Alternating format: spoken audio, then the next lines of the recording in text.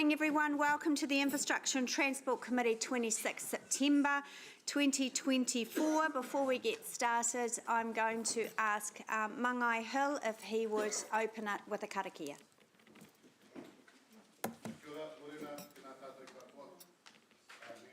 Kia whakapiripiri mai nei, ka raro te maru o tēnei whare, tēnā tātou katoa.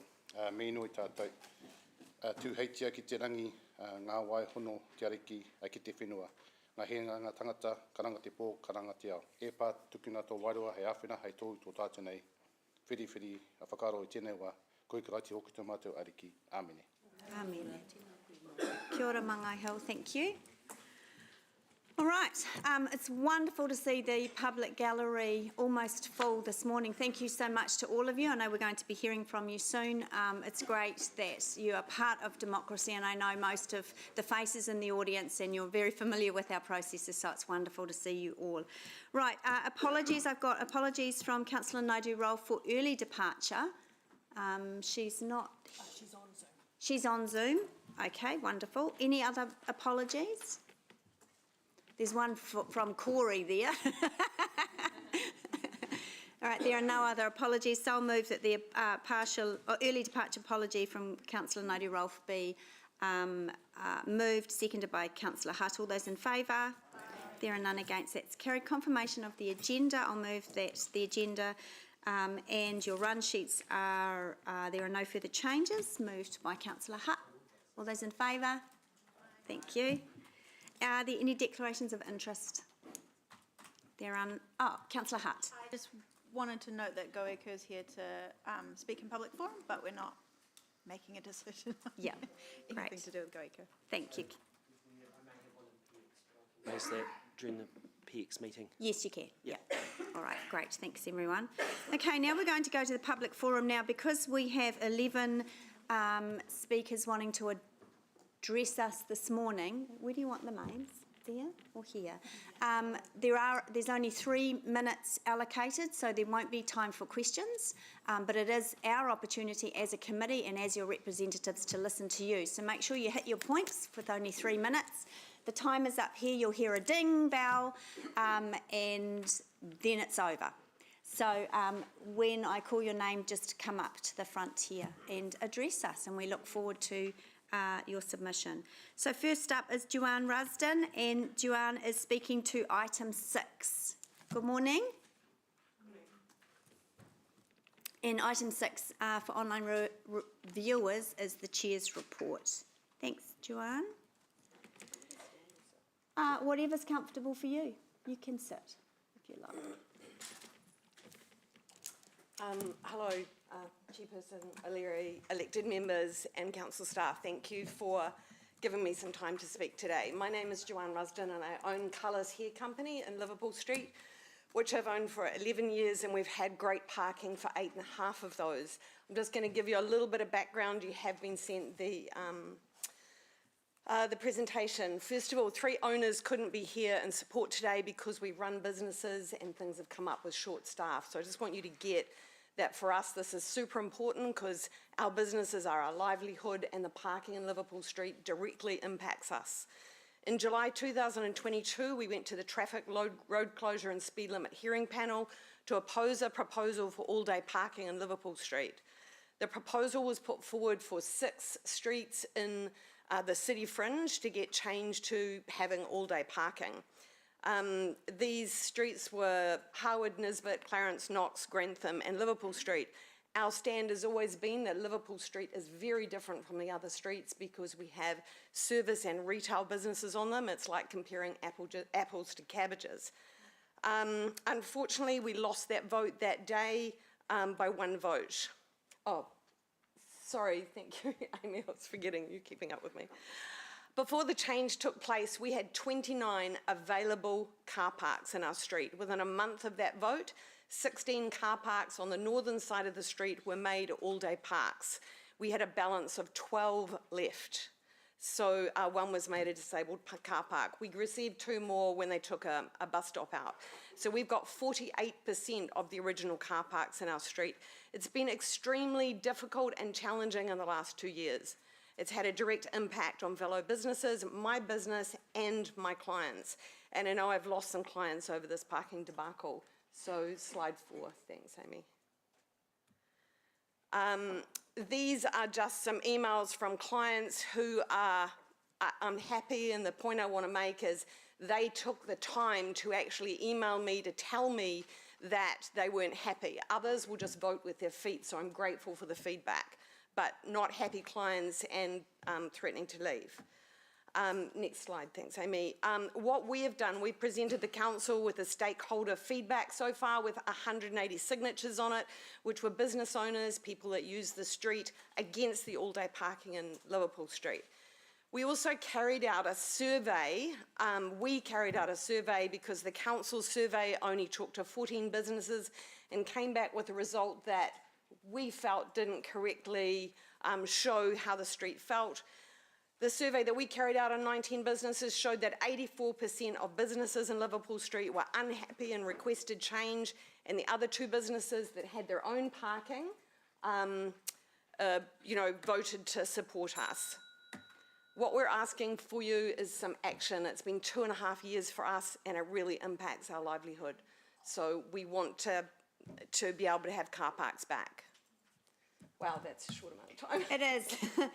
Thank you very much. You hit your points really well, and thank you for providing the presentation. It is in our agenda pack Okay, great. on our screens. Thank you. Thank you.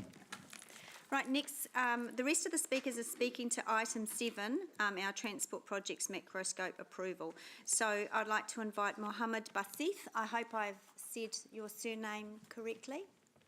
Welcome. I think the bell dings were 30 seconds to go, is that right? No. On the time. Okay. So we're in your hands. And committee members, there is also a written submission here on page 139 of your documents. Kia ora. Assalamu alaikum. Honourable Mayor, members of Hamilton City Council, office bearers, staff and esteemed guests. Greetings from Waikato Muslim Association. I am Muhammad Abdul Basid, President of Waikato Muslim Association. Today, I begin with, and I take the opportunity to appreciate and thank Hamilton City Council for all their support and help extended to Waikato Muslim Association in the past, running many years, I would say decades. It is with profound concern that I wish to draw the attention of Hamilton City Council for the difficulties the pedestrians are facing while crossing the street in front of 921 Heafy Terrace. Many individuals visiting the Jamia Masjid 5 times a day for their congregational prayers are in dire need of a raised pedestrian crossing for their health and safety. These individuals, men, women, young and old, physically disabled, and also visually impaired. Further, we have within WMA complex, Ikhra ECE, the early childhood education, with nearly 30 kids and several teachers. Having a beautiful Cloudlands Park with a fabulous play area right across the street, the children cannot avail this grand facility due to the lack of pedestrian crossing. Moreover, we have after-school madrasa for school children in the age group of 8 to 15 years who struggle to cross the road in the evenings with their parents. We even run weekly lectures, workshops on STEM program for intermediate and high school children, preparing them in science, technology, engineering, and mathematics for their bright future. We have been waiting patiently for more than 4 years for this raised pedestrian crossing to be erected. Being in the midst of a high vehicular traffic area, we have little option unless your help comes through. In view of the above, we humbly request the Hamilton City Council to give priority and erect this raised pedestrian crossing in front of 921 Heafy Terrace. Waikato Muslim Association will be highly obliged and thankful for your support. Thanking you all. Ngā mihi. Thank you very much. That was a very clear submission. We really appreciate it. Right, next up is Charles Fletcher on behalf of... I think we've actually got 11 speakers, so we've got more than 30 minutes anyway, so I'm not going to have questions.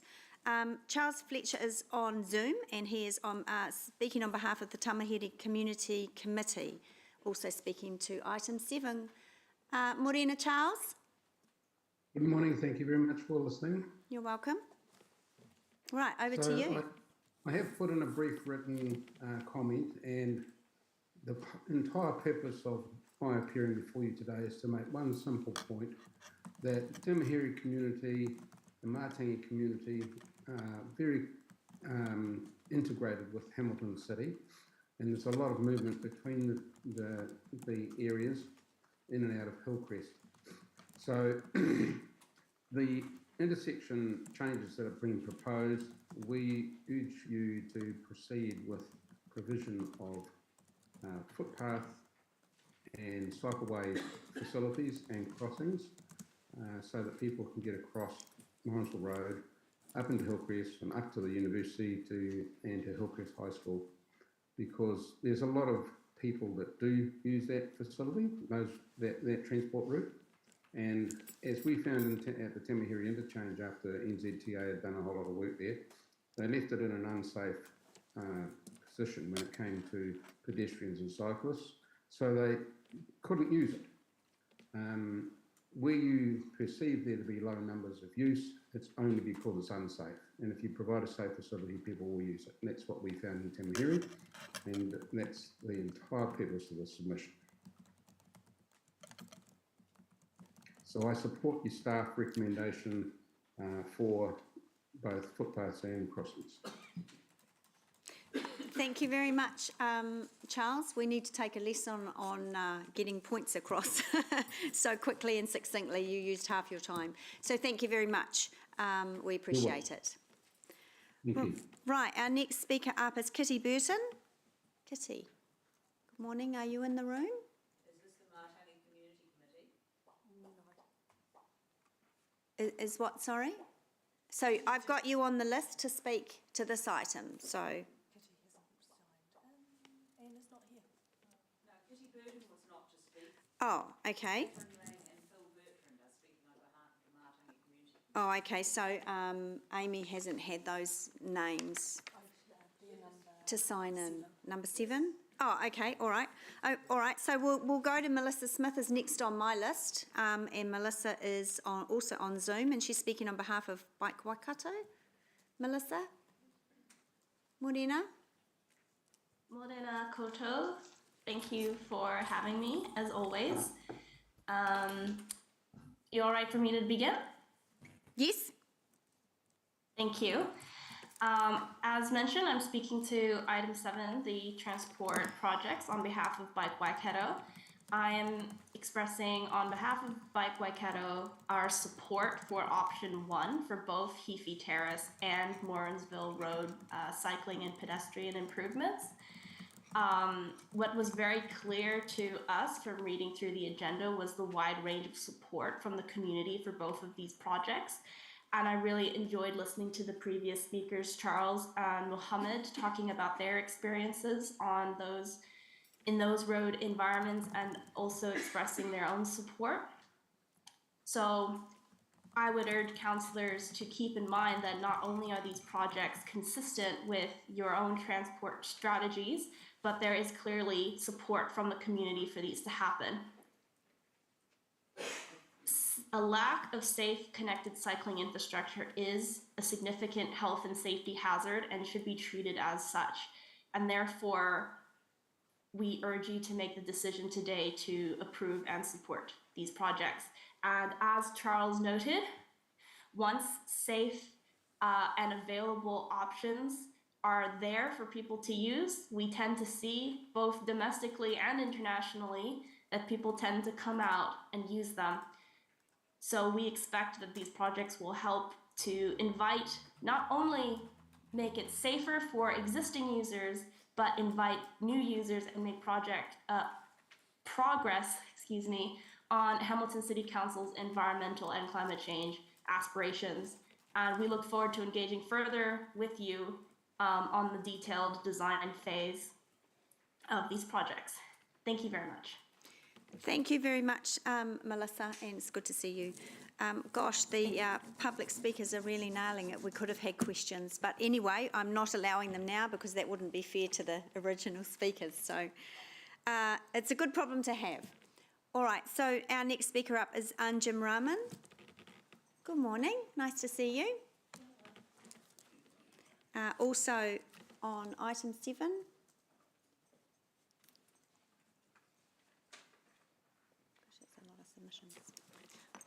Tēnā koutou katoa. I'm speaking on behalf of the Muslim community. My family settled here in 1972. We were the first Muslim family to settle permanently in this city. And the first prayers were held at our home, Friday prayers, Eid prayers. The mosque property was purchased in 1984. And the size of our community grew such that we needed to build the mosque. And in the late 1990s, we put our application in. We had organised resistance from the community, letters to the editor, a traffic report paid for, but I want to acknowledge councillors Pippa Mahood, Brian Impsey, Mayor Margaret Evans, and the council who granted approval for us to build that building. As it was built and the jib went up, people came in and carved swastikas into the jib board. Our Somali brothers who had gone through war-torn life experiences and come to this country as refugees slept on the conflict floor in sleeping bags during winter to make sure that property wasn't damaged. When it was opened, it was our joy. 6 months later, it was burned, arson attack. People would come in with alcohol and pour it around the building and smash the bottles.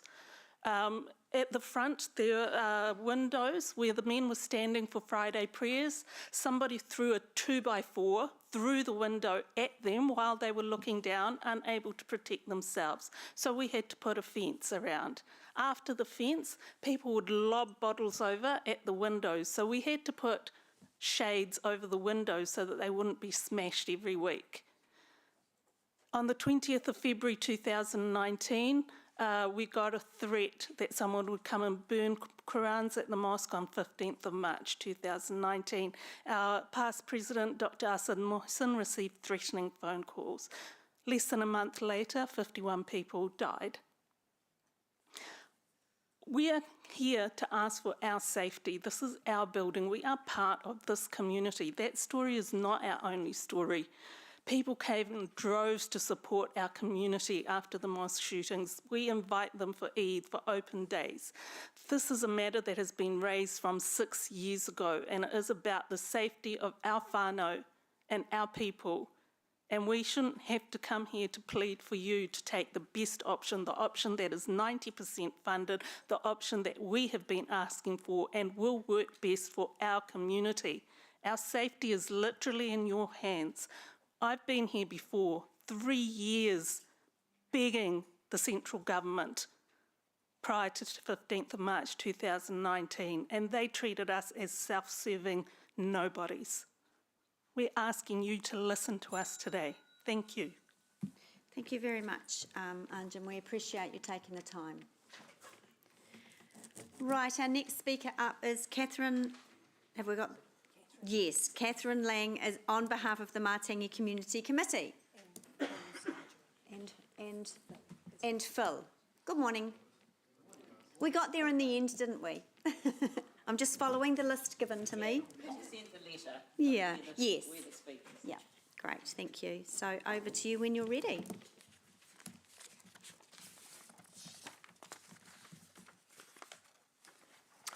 Well, good morning. I'm Phil Bertrand, the chair of the Matangi Community Committee, and we are here to support the roundabout at Silverdale Road, or the bottom of Silverdale and Matangi Roads, and we have been a community committee since 2005, and that was to present our first community plan, and we've got a good feel and mood for the community.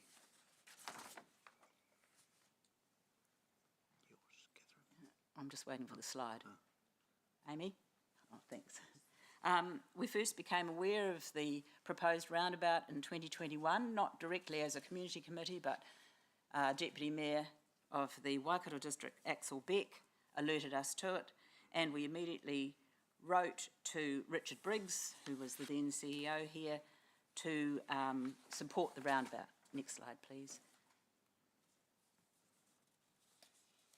And we said, we want the roundabout because it addressed our safety concerns and it'll be great to have it done. Next slide.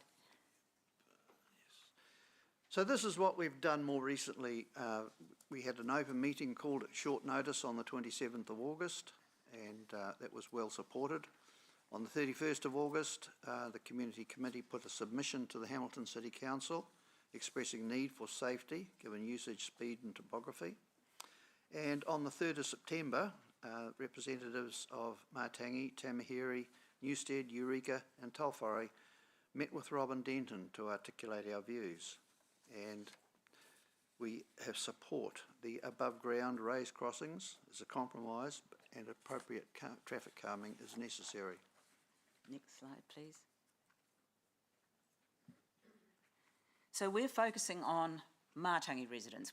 There's lots we could say about people who come from other directions into that intersection, but we're focusing on Matangi residents' safety and people who use the intersection who come through it from Tauwhare, Cambridge and Tamahere, because not everybody uses the expressway. People come from the Matangi side of Cambridge through Matangi Road.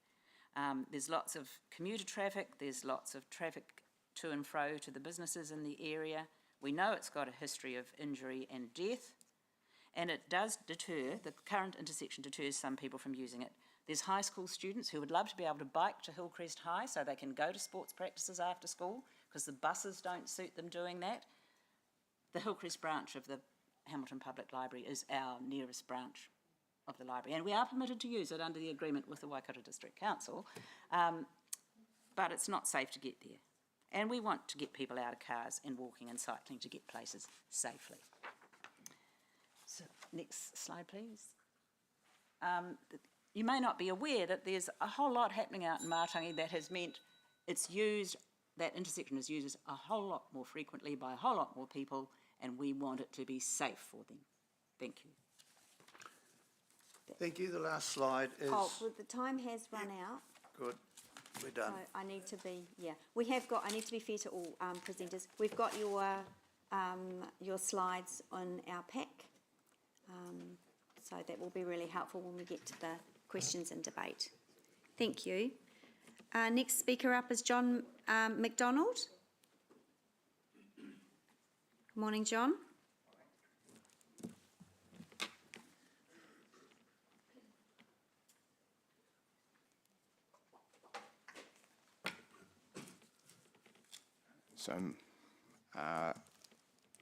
So my talk can basically be summed up as, do these crossings need to be raised crossings? Regarding the Heaphy Terrace site, I agree that improvements are needed for pedestrian safety. You've got the mosque, you've got educational facilities, you've got a convention centre, you've got a park, and you've got a busy multi-lane roundabout. So it's a dangerous site with regard to pedestrian crossings. However, I strongly recommend that Council reject both options 1 and 2 that staff have recommended. Instead, I think you should instruct staff to do proper planning on treatment options E and F. So you can find that in page 48. And that would be having a signalised crossing instead of a raised crossing. How I think it will turn out if you don't install a signalised crossing, look at the pedestrian crossing outside the management school on Hillcrest Road at the university there. You'll have a similar situation to the mosque or events at Claudelands. You'll have large crowds coming out at the same time. You'll have a dribble of pedestrians across a pedestrian crossing, which will hold up traffic for a long period of time. And you'll also have people loitering, talking to each other, which is fine, but that creates ambiguity as to whether cars should be stopping and giving way or not. And that frustration and confusion will lead to potential accidents. So a signalised crossing, I think, is the best, and you encourage both vehicles and pedestrians to cross in groups. If you can see from that page 48 table that there are a number of advantages of the signalised crossing. According to this one, it has a higher reduction, crash reduction estimate, and it's a lower cost option. I also note that page 48 is a vast improvement over what was happening in transport committees a year ago. At least on this table, you're acknowledging there are disadvantages and negative impacts for traffic calming. It's still not balanced and unbiased in my opinion, but it's a vast improvement on the situation last year.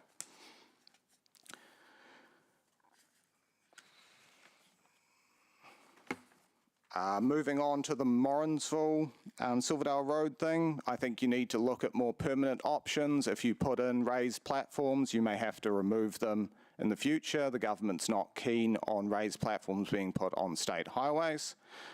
There's a fair bit of space down there, so you should maybe do some more planning about whether you're going to put an off-road cycle lane in there and whether there's other crossing options such as underpasses or overpasses, and do you want to put that almost $1 million towards that rather than rushing in and installing raised platforms that you may have to remove later. All right. So the rest of it details in my submission. Thank you very much, John. We appreciate you speaking to us today. Right, Peter Boss, you're up next.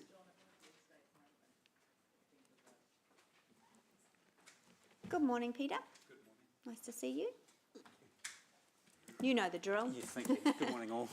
Okay, so I'll start with, there's two parts, Heafy Terrace and Morrinsville Road.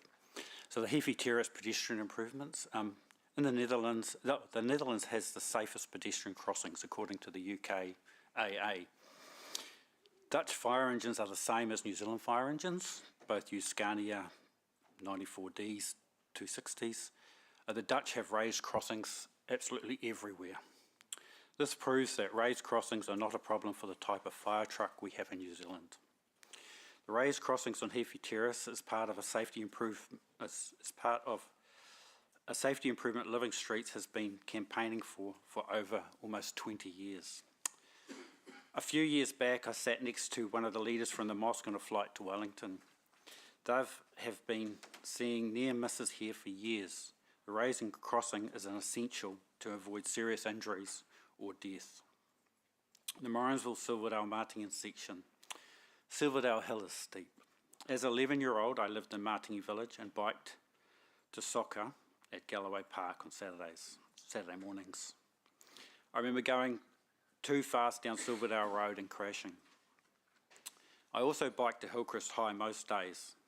As a 13-year-old on a new 10-speed Morrison Monarch, I used to speed down Silverdale Road, did a quick left-right look up and down Morrinsville Road and zip across using the speed down Silverdale Road and did across to get up my speed, to keep my speed up, to take me most of the way up the Morrinsville side of the gully. I know a few 11-year-olds planning to bike to Berkeley Intermediate, independent of the appearance, but only after the shared path is built along Morrinsville Road. Kids these days are a bit more sensible than I was at the age of 11. But as a middle-aged people are still, us middle-aged people are still making mistakes. So far this year, two friends the same age as me have fallen off their bikes by travelling too fast. I also have seen many people of my age putting other road users at risk. I ask that the road crossings be made as safe as possible with a lower speed limit and raised crossings. Thank you. Great, thanks very much, Peter. Right, our next speaker up is Maria Salmons. Good morning, Maria. Welcome.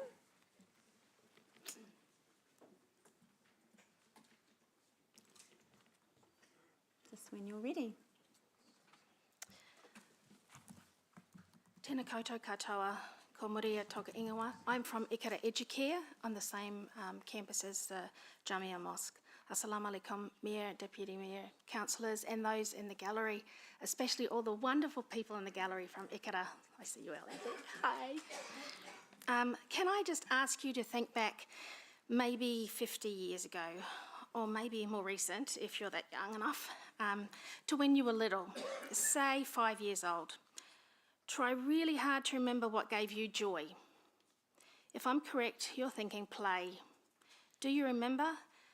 Nothing was better than heading to the local park to run and play, make a lot of noise and explore, make up games, meet up with your friends and make memories. Those were precious times, important times. Again, my name is Maria and I'm the head teacher at Ikara Educare, a special character early childhood centre situated at the Jamia Mosque campus on Heaphy Terrace. We cater for tamariki 2 to 6 years of age. Our students and whānau are mostly migrant and refugee, and as a community centre, we are not for profit. We do very well to provide a stimulating and vibrant environment for our tamariki, but as we are sharing limited space on campus, we don't have that much outdoor playground space. We do, however, have a state-of-the-art adventure playground just across the road at Claudelands Park. A playground that evokes memories of yesteryear, an incredible fenced playground with universal access, a place to develop gross and fine motor skills in a safe environment, all provided by Hamilton City. How sad though, that there's no way for our class of 30 students to safely traverse the main road to access it. If only there was an invention that could assist in this. All joking aside, Heaphy Terrace is an incredibly busy main road with no way to safely move a class across it without a pedestrian crossing. Not only our class, but many other community members also need regular access to cross the road safely. I have seen many near misses over my 10 years on campus, and I'm sure that a speed-reducing crossing is the only way to prevent serious injury or worse. The traffic coming out of Heaphy Terrace Boundary Road roundabout travel at very high speed, and there needs to be a formal way of slowing down that traffic to protect and encourage pedestrians. I realise the cost of such a crossing is high, very high, but what of the cost of building such an extensive playground that many can't reach? I say perhaps is it not false economy to build one without the other? Let's go back to remember being 5 years old. What value do you put on memories of play, the development of mind and body for our tamariki? What investment in the future of Hamilton could be more valuable than that of investing in our children? Ngā mihi. Kia ora, Maria. Thank you very much. And our last speaker in the public forum is Joe Wrigley from Go Eco. Morena, Joe. And Joe is going to be speaking also to the Chair's report, item 6.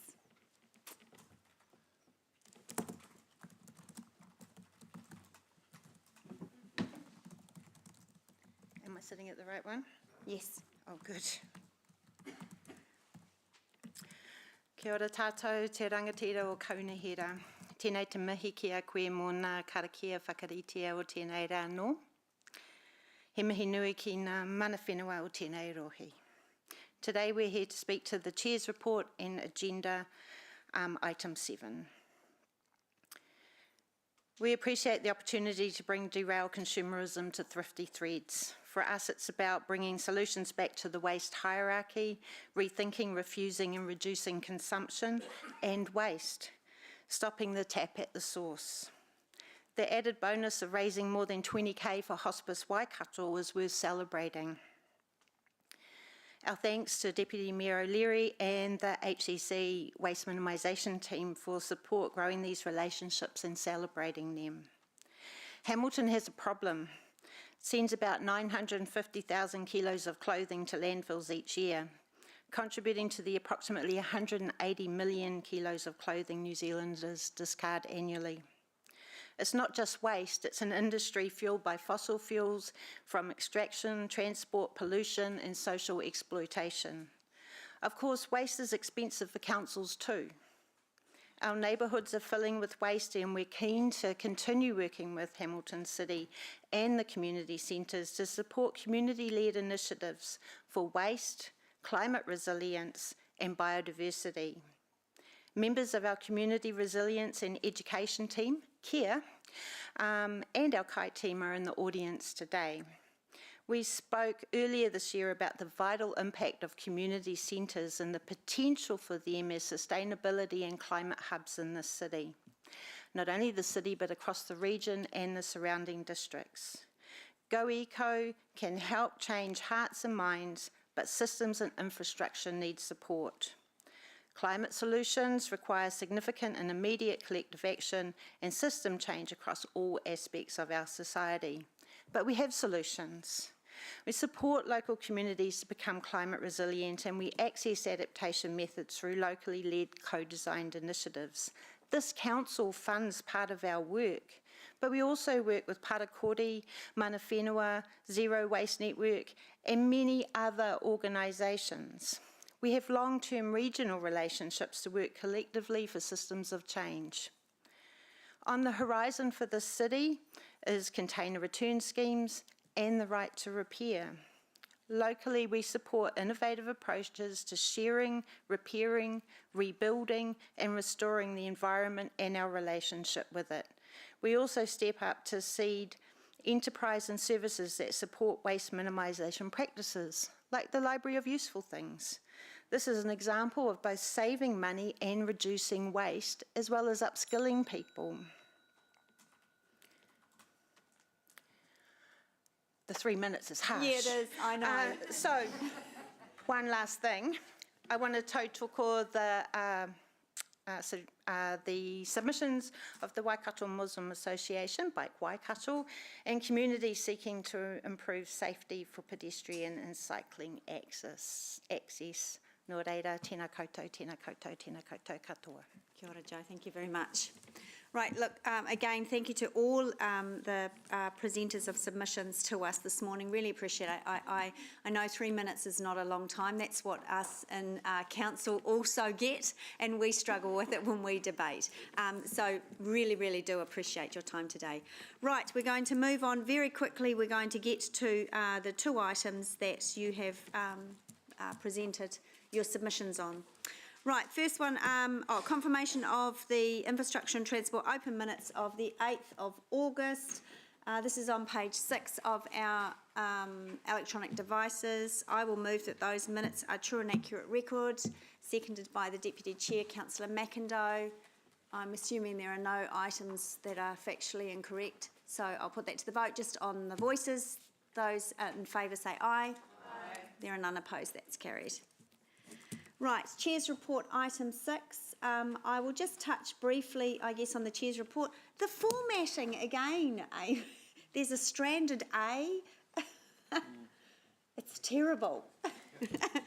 We, for members of the gallery and online, chairs are able to do a Chair's Report and add it to the agenda, and we do it on a Word document, and then somehow something gets missed in translation when it's loaded onto our diligence. So I apologise to committee members for that.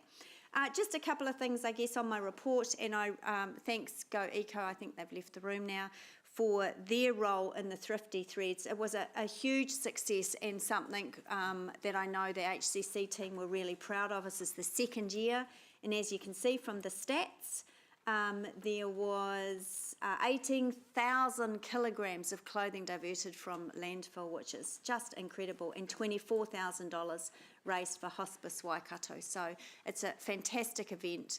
I could have spent hours in there shopping, but I had to come back to work. So, and also thank you to all of those partners that I've listed there, and thank you to the members of the public that took their shopping bags and paid their $20 and helped reduce waste. Fantastic. The second item on my report is the Liverpool Street parking issues, and you've heard in the public forum the request for that. I met with Joanne at her business fairly recently, and I feel that it's a fairly simple solution, but the appropriate time for questions of staff will be in Councillor Donovan's committee. It goes back there. It's his delegated authority under that committee. So we will try, I would say one more time, but democracy doesn't quite work like that. But let's hope the committee can be a bit more open to the idea. So I'm looking at the chair of that committee, Councillor Donovan. And then lastly, second to last, because I'll go to Councillor Thompson. Pretty amazing having Te Ara Peka Peka open. Really significant event for most of us around the table. Will be, I'm looking at our ages, but there's a couple of young ones here, may see another bridge. I'm not sure that many of us will. The feat of engineering of that bridge is pretty outstanding. So again, thanks to all the team that were involved. I'd like to say those that were there, if I say the two words Andrew Parsons, that you'll all clap. Now, I'm just really briefly, because I can and he hates it, that came about because the Minister of Transport, Simeon Brown, did a speech after me, Paula, and he mentioned Andrew's name, and a few people in the back kind of clapped. And then he mentioned it another couple of times, and he made the comment, every time I mention Andrew Parsons' name, people clap. And then everyone was, yay! So I have heard it whispered to me in the corridor that at morning teas and staff meetings in his team, that when Andrew Parsons' name is mentioned, he blushes. So, yeah, you're probably never going to live that down. But, yeah, fantastic day. Thank you to all the team. And then just quickly, on page 19 of my report, Councillor Thompson has requested to pop something in there that sits under this portfolio of this committee around abandoned trolleys. And Councillor Thompson, you just want to, without debate obviously, you just want to quickly...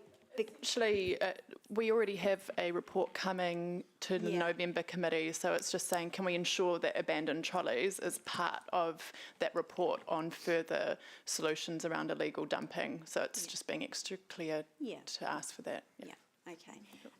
So any questions of the report without going into detail on the Liverpool Street parking, because as I said, that will go to Councillor Donovan's. There are no questions. That's excellent. All right, so the recommendations on page 14, that's to receive the report and to... What was that, sorry? Thank you, Mayor Southgate. So that's to receive the report that the paid parking issue on Liverpool Street go to the Traffic Panel and Hearings Committee, and the issue of the abandoned trolleys being part of the 28th of November meeting. So with that, I will move the Chair's report, seconded by Mayor Southgate. I don't need to debate on that. Councillor Thompson? Thank you. I think we all... The abandoned trolleys, one thing I wanted to note was I went along the river path yesterday, and along it was a fairly short section, but in Mangai Norm will know all about this, but there were at least 8 trolleys that I could see, which weren't hidden by bushes, down the slopes of the river path along that short section. So, and those will require people to abseil down potentially, or and use ropes and pulleys. Who knows how to get them up? They're in really difficult to reach places. I don't know why people feel like it's a good idea to throw them down the side, but they do. And so there's actually a real big cost involved in recovering some of these trolleys. And I want to acknowledge the good work that Mangai Norm does in terms of picking them up along the river corridor. But there are some which will require specialist people to recover. So I think that as part of our conversations with supermarkets, part of that needs to be, how do we actually get them to pay for the cost of recovering trolleys which are polluting waterways at the moment? Thank you. Thank you. All right, let's do that on the board just for it's easier for governance. Thank you.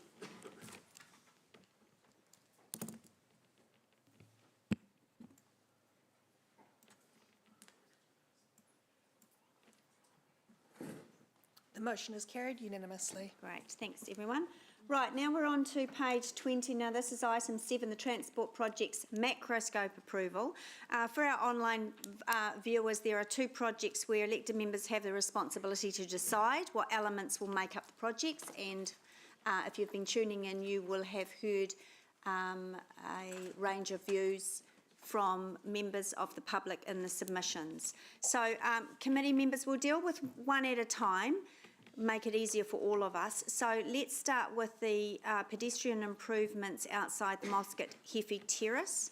And if you have motions or amendments, if you can flick those through to Amy, even if they're in draft form, you know she's our amazing wordsmith and we can work through that. So keep questions. What we'll do is we'll do questions of Hefe. We will then work through the motions and amendments, vote, then we'll move on to the next one. We can separate those out quite easily, can't we? Terrific. Okay, and we'll move to Robin and Martin to present the reports. So if we can just do Hefe would be great. Thank you. So good morning, everyone. We're going to take the report as read this morning. We just note that this is a key step in the process that's been agreed with elected members for the Transport Projects Decision-Making Framework, whereby we've done some initial work and developed some macroscope designs and options. We have done some targeted consultation, which you have seen the results of in this morning's forum. And if approved for the next stage, then that's when we will move through to the more formal and wider consultation processes and into the detailed design.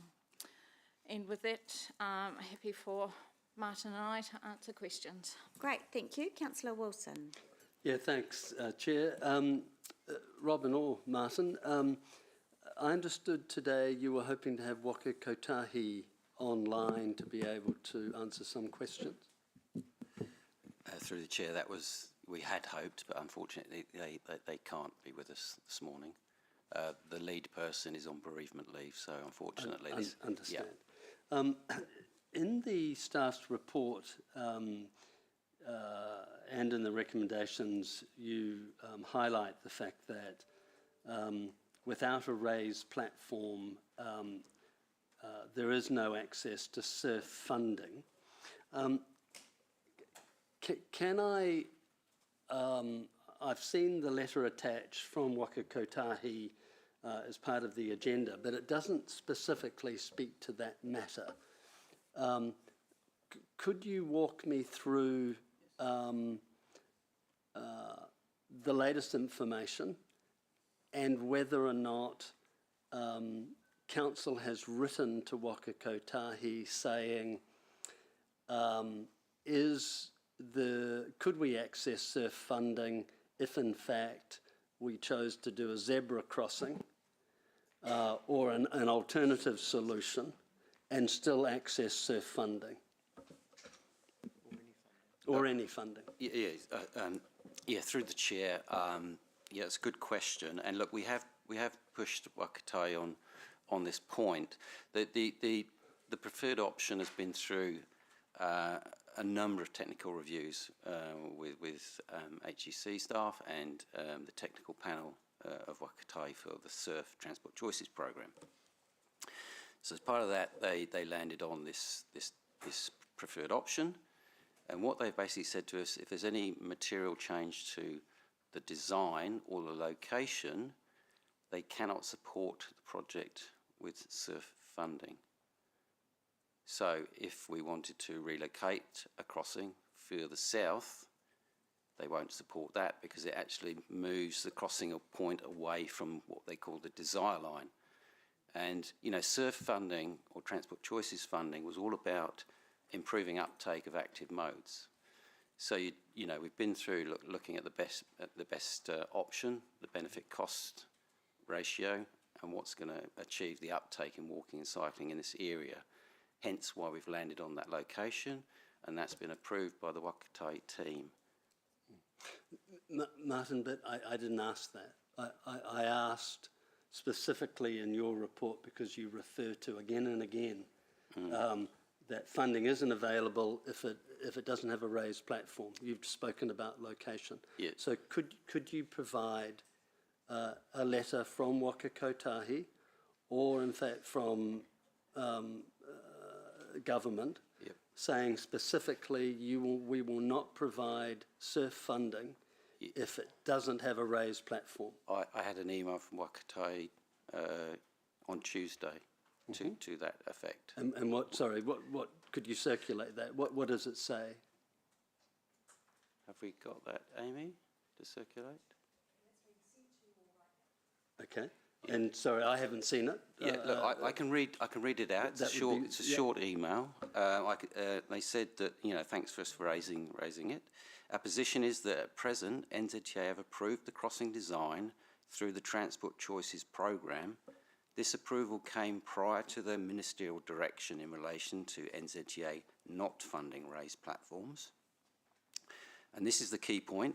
Should the location, type of crossing or a significant variation to the design be made to the crossing, then NZTA would not be in a position to fund through Transport Choices or the NLTP any sort of raised crossing. I don't know if that clarifies your point. Just the last sentence, would not fund any sort of raised platform. Would not be in a position to fund through Transport Choices or the NLTP any sort of raised crossing. Right. So a question, if I could, Deputy Mayor, through to the General Manager. Having now read that, Andrew, are you happy that we've done everything for clarification? Because there's some ambiguity there, and I'm not quite sure if staff have written to them saying, we're not talking about changing location, we're still talking about a zebra crossing, and can we have clarification that if we made a zebra crossing with signals or a combination, that we wouldn't be able to have access to surf funding without a raised platform? Yes, so, like you, I've reviewed the email as well. I have it in front of me now, and so I'm putting weight on the clear portion in the communication that says should the location, the type of crossing, or a significant variation to the design being made, then NZTA would not be in a position to fund. So I can only read what you're reading. I can't offer any other view on behalf of NZTA other than what they've put into this communication. Right.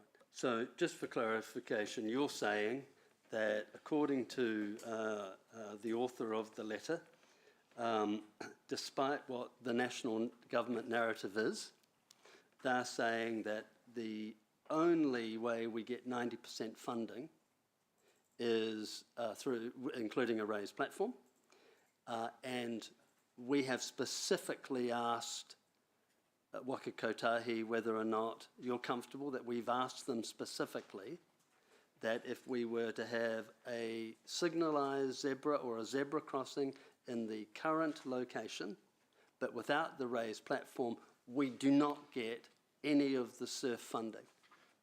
I think what they're saying is if there's a change to what they've approved, then the funding is not available. All right, thank you. Subsequent question. Robin, you indicated early on that if this passes through today, we would now then go out and consult with what's been designed, because obviously we're not going through another iteration of design because the design is resolved. And if you're saying the design isn't resolved, in light of the correspondence that we've had with Waka Kotahi that says any change to the design no longer attracts surf funding, is it really consultation if we go out to the community when we're already predetermined and have no other option? There's been some level of consultation on this through the initial SURF program anyway, and so we have done some localised consultation on this. I think what we're saying here is that this is the preferred option. This is the one that will attract the funding. However, the community still has an opportunity to have a say on whether they want a crossing or not. And I think those are the two options. If they want a crossing, this is the design that we'll be going with. If they don't want a crossing and then decisions made not to proceed, then we don't proceed with anything at this stage at all, because the SURF funding won't be available. But you're asserting, respectfully through the chair, that a crossing requires it to be a raised platform. To attract the funding, and it's the safest option for active mode users in this particular location. Actually, it's been through the technical review. On that final point, is it though, isn't it suggested that in fact a traffic signalled crossing has a higher level of safety than simply a raised platform?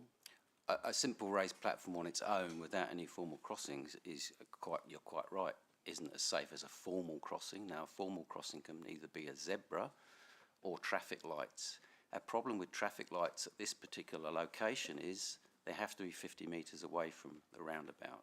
Now, that takes the crossing further south than it's currently shown on the design, which means it then clashes with driveways, protected trees, and it's off the desire line. So this one's been through numerous technical reviews to actually land on this location, which will give us the best return on the investment. Madam Chair, I have one more question, I promise. And I might come back. Yeah. Okay. Can you walk me through the finer nuances of the difference between a paired zebra crossing that gives priority to pedestrians and cyclists versus a signalised pedestrian crossing? Because signalised in the sense of the traffic light. So I just want to fully understand the finer, if you could, and if the answer could also include whether or not, with what's being suggested in option one, it's not a courtesy crossing, right? They would. That's correct. They would be right. So just walk me through how you differentiate between the different types of crossings. So you're looking at the physical features? That's the differentiation, or you want to know how they work as well? And how they work in the legal status. Yes, okay. So a paired zebra crossing or a zebra crossing, so paired just means that we've added the cyclists to it, so in addition to the pedestrians. The look of that is as per the plan. You have the traditional white stripes that everyone's been familiar with for years. You have the additional cycle facilities. The key components for this is the black and white pole at the crossing point that has then an orange disc or a beacon that flashes at night, and appropriate flood lighting, etc., so that they can be seen. In this case, the pedestrian has the right of way, but it's recommended that they wait until they see the car has actually stopped before they cross the road. Because it's not a traffic light. It's not a traffic light, right. No. So a set of traffic signals will not have the white stripes. It looks fairly much like you have at a signalised intersection, so you'll have two white lines going across the road, but other than that you don't really have any road marking, but you have a set of traffic signals, so the red, yellow and green lights. And when the pedestrian goes up to that site, they push the button. Depending on the location and the setup of those signals, they will then find a gap in the traffic, or they will wait a suitable time to then go for the signals to change from green to yellow, yellow to red. Then the pedestrian will get a green person symbol that flashes up to say that they can cross the road. Right. And that's not what we're getting. That's not what is proposed here. We are proposing a zebra crossing. Yeah, but raised. Raised, Okay. yes. Thank you. A zebra crossing that's not raised is not considered safe. Okay. According to who? To international experts. Right, so everyone that we have in the city, you're recommending we rip them out? No, we're recommending to raise the zebra crossings, and that's a program of work that we had been working on. Yes. All right, thank you. Mayor Southgate. Just a reminder, refresh my mind on, we had a terrible fatality outside of Hilda Ross, right, a woman, and we did an upgrade to the crossing across Ruakura Road. That was a signalised crossing. That was 2 lanes of traffic. Yeah. It wasn't raised. And in that case, we understand that the driver was busy looking for an entrance to a facility and had missed the change in traffic lights. And that resulted in the death of a lady on a mobility scooter. Right, so she was actually actively using the existing arrangements. We didn't upgrade them as a result of. We haven't upgraded them since. And that that's was one of part of those- the Eastern Pathways project. Thank you, and that's one of those ones where it's not raised, is it? No. And you go halfway and you're in a sort of a cagey thing. Correct. So that's a technical term, cagey thing. And then you can wait there and go across. Would something like that not work in Heath Terrace? So this comes to the difficulty again of the proximity of this crossing to the intersection and being able to put traffic signals, traffic lights in at that location, and that's not recommended because it's too close to the intersection. Is that always the case?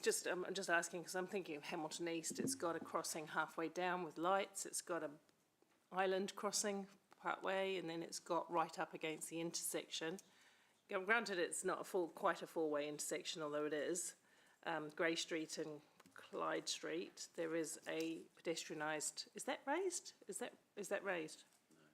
But that's right on the crossing, right? That's different because you've got a signalised intersection there. It's not a standalone crossing. So it's Right. part of a whole signalised intersection. So that's a different setup altogether. Which is an interesting point in terms of the congestion. A signalised intersection, not a improvement to the flows. So we've done investigations and we've reported to this committee previously on the option of signalising that intersection.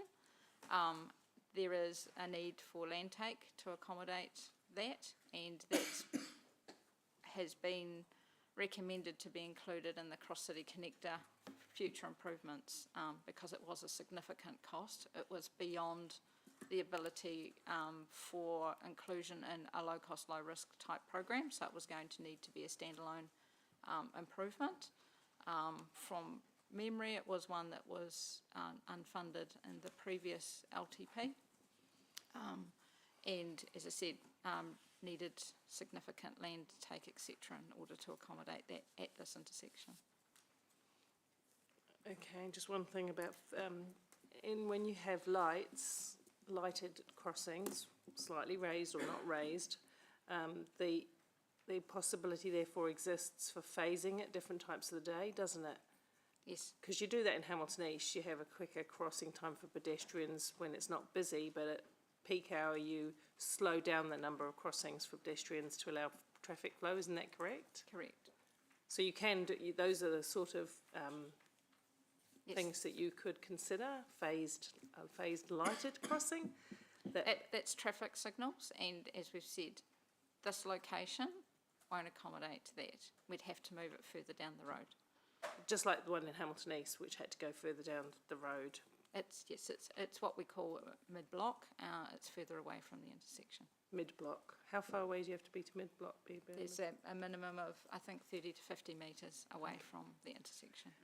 And just in terms of the email that you did get from Trent NZTA, I get your point about surf funding, but if the crossing or location is changed, there is always the opportunity to go into review with them, isn't there, and to talk about that. It's not carte blanche. It's not, no, you've changed it, therefore you don't get funding. It's like, there's no NLTP funding, but there's a possibility to review. No, sorry, I have to, just correct you on that. It's non-negotiable. It's either at that location.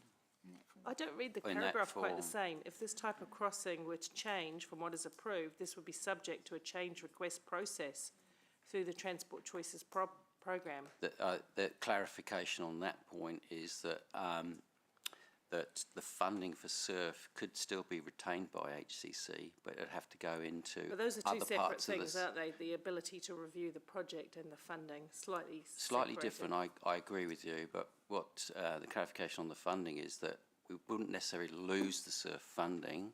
We'd lose the SURF funding from this project if we changed it materially, but the funding could be retained and put into other SURF projects like bus shelter upgrades or bike parking.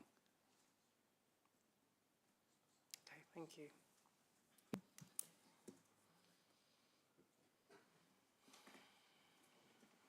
Committee members, I did when we had our prep meeting yesterday, I did ask the team to see if they could get someone from NZTA because it would have been extremely helpful, but as we've heard, no one was available. So anyway, we will soldier on with questions. Thank you, Ms Southgate. Councillor Huata. Nā koe, kia ora korua, Robin, Martin, koutou koto tima. E rua ngā kupata, I have two questions. My first question is in relation to the map on page 71, item 7, attachment 3. It's excellent that you've got those schools there. I just would like to know whether or not you considered including the other schools on there that you don't have, which is Tokumapu Himauria Kurakaupapa Māori, which is on Silverdale Road, about just a little way up the road from Silverdale. Also, right next to that, it's in front of Niwa. Madam Chair, did you just suggest that we do one project at a time? So we're doing Heaphy Terrace. Oh, sorry. Is it the Heaphy Terrace?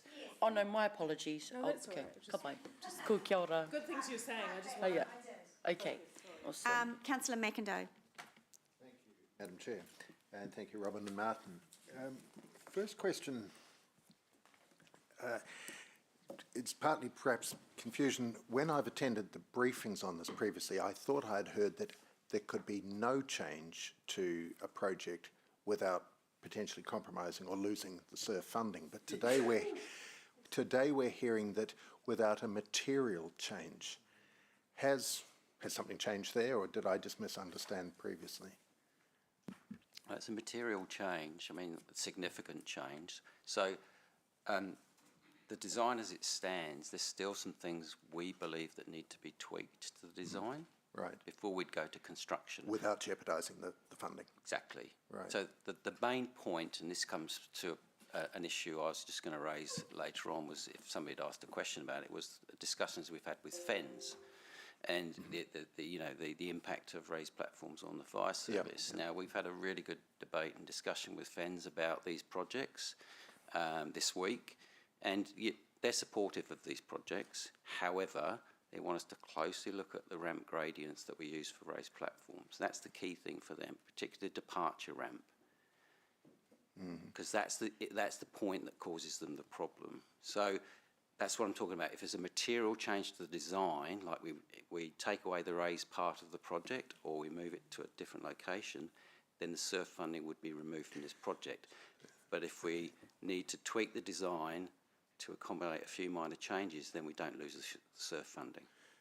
So it's your understanding that if the RSP were to come out and be replaced by a signalised pedestrian crossing, that would amount to a material change and we would lose funding? Correct, yes. Because you lose the benefits of the project if you take the raised element out of it. Right. I think, I know we're not in debate here, but I think we all agree that safety is a big issue and changes are needed. So we want to ensure that we get it right. So do you know why Waka Kotahi won't take into account the ministerial direction to avoid RSPs, which have become so controversial right around the country, not just here in Hamilton? So You can't speak for. Well, so I just asked, do you know why? Because we need to extract this information. I do know the answer to this question. Yeah. I do know the answer to this question. So, look, prior to the ministerial direction, certain projects in the SURF program right across the country were approved. Yeah. And the minister said, those ones that have been approved can go ahead. The ones that hadn't been approved at that point, through their own internal processes, weren't able to proceed. Now, this one had already received all its approvals, technical approvals, at the various stages through NZTA. So the minister was still happy to put funding into this project. There was a number of other of our Transport Choices projects that obviously didn't proceed. Right. Okay, that actually answers my next question as well, so thank you.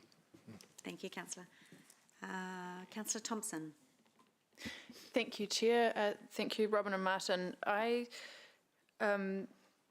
just wanting to seek some further clarity around your comment, Martin, that if, in terms of changes to the program, you mentioned we could fund bus shelter upgrades and bike parking. I just want to clarify. So are you saying that essentially there's still the option to say utilise that funding in other areas? There's a potential there. We'd have to go through a change request process Right. with NZTA. Yeah. But, you know, what they're saying is there is the potential, if the money doesn't go into this project, Yeah. it could go into other elements that were in the SURF program that we had, particularly bus shelters or bike parking. But we need to go through that process. Thank you. And what would it cost to do, sorry, in terms of the location of the crossing, my understanding is a big issue was the protected trees, and meaning it would be difficult to bring it further south. What, I mean, what solutions are there in terms of working with protected trees and tree roots? Because this could become more of an issue as we go forward, given the desire to protect trees. This is something that we're working closely with the Parks team. It's a case-by-case basis. It depends on the tree, and it depends on the location of the tree relative to the works we're trying to do. The work that we did recently in Tristram Street, for example, we worked closely with the team with regard to the construction of the footpath and around the roots, and we weren't putting plate compactors and that sort of thing on. We weren't digging down. We weren't building what we would normally do for a footpath. We've recognised that that footpath won't last as long, but it's been gentler on the trees. Yep. So in each case, it's a matter of looking at the tree, where it's located, relative to the work we want to do, and then trying to work through alternate options such as footpath bridges and those sorts of things. With these ones, we've already had those discussions, and there's really not an ability to work in close proximity. Okay. Thank you. So essentially then there's nowhere between the roundabout and then the next street, side street, where you could have a signalised crossing because of the tree roots.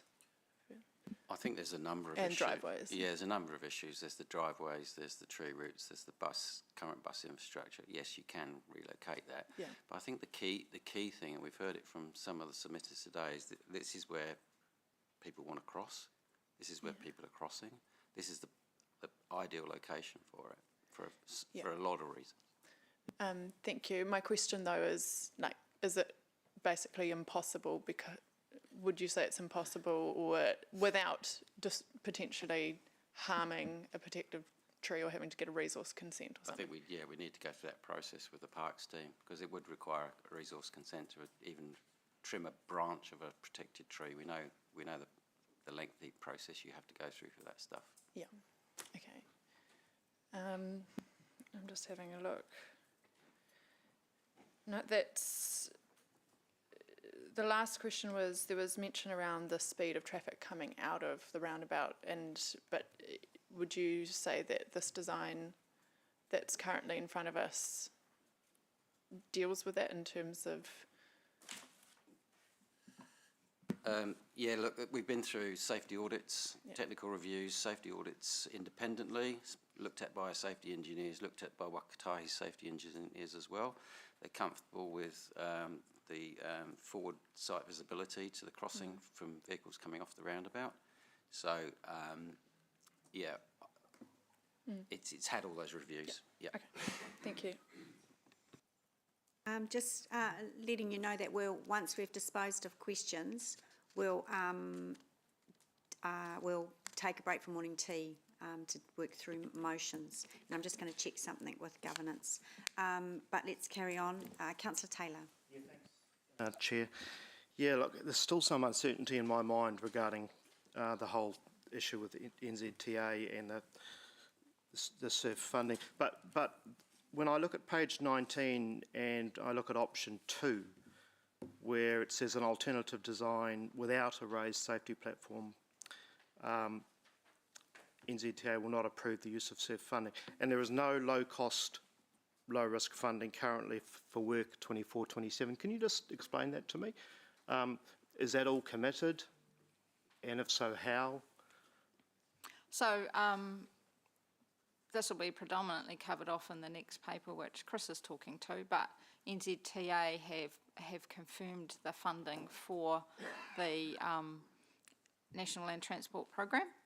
The low-cost, low-risk funding that we have received is 4.125 million across the 3 years, and they have given us an indication of the projects that they would like to see delivered with that, and there is no funding for this type of work. Right. Have we put this project to them? Yes. Right, okay. Okay, thank you. Thank you. Councillor Bidder. Thank you. A couple of questions.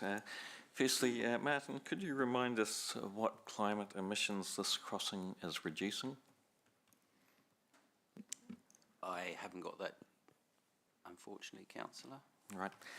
Second question, on the plan on page 24 of the agenda, 25 of Diligent, there's some blue markings on the roundabout which suggest that part of the roundabout and the exit from it is being changed from 2 lanes to 1 lane. Is that a correct interpretation, and how does the roundabout work where part of it's 2 lanes and part of it's 1 lane? Good question. Yes, you are correct. Coming off the roundabout, it will be, because of the shape of the new island there as you come off the roundabout, it will go down to a single lane exit. Currently it is a dual lane exit. So with 2 lanes on the roundabout and 1 lane exit, how's that work for people coming, say, along Boundary Road and turning right? And there's other traffic also on the same roundabout, and you've got 2 people trying to merge into one spot in a very short distance. It's a good question. Coming up Boundary Road to turn right, it's only 1 lane turning right. Yeah.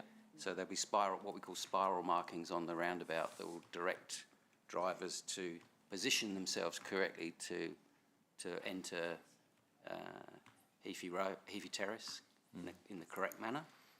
Does this create a danger for people on the roundabout? I mean, we might be solving a danger issue for people on the crossing, but it seems to me we're creating a danger. No, road. Again, the safety audit has also looked at the changes to the road markings on the roundabout, because on the other side of the roundabout, the northern section of Heaphy Terrace currently has 2 lanes going straight ahead. So we're going to change that to a single lane going straight ahead, and it'll be a right turn and a shared left and straight ahead. What so all the impact does markings this have on traffic considered. flow? What impact does that have on traffic flow through the roundabout? It shouldn't have any material or any, so the impact is no more than minor. Right. So no material change to how it currently operates. At the Heaphy Terrace side, where we're going to put the crossing, has got the lowest volume of traffic on those 4 legs of that roundabout. So the volumes are not particularly high on that Heaphy Terrace side in relation to the other legs. Surprising. Thank you. Thank you. I'm going to take a morning tea break now. There's some moving parts at the moment to give me time to work through that with a member around the table. So let's take a break till 11:10. Thank you.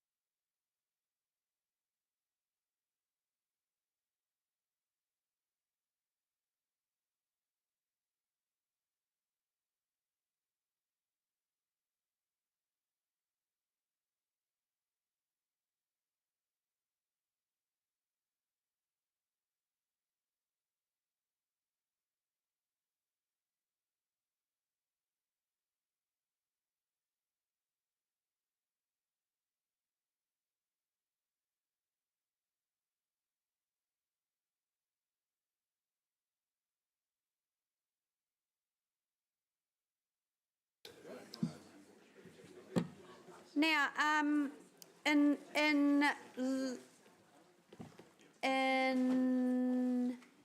what's the word I'm looking for, Amy? Instead of, wasn't a particularly difficult word, instead of a procedural motion, Amy has circulated this motion from Mayor Southgate and Councillor Wilson, and because this may curb questions on this, I haven't got an amendment yet, but obviously amendments welcome. Now, what this does is refers the decision concerning pedestrian crossing facilities in Hefe Terrace to the next infrastructure committee meeting, which is the 28th of November, so that NZTA Waka Kotahi can be in attendance and respond to questions from members.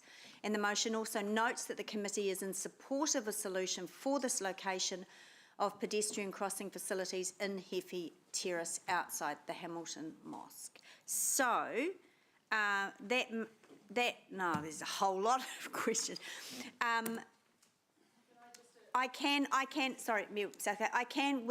Procedure is that I can either stop questions, which I don't want to do, or we can carry on.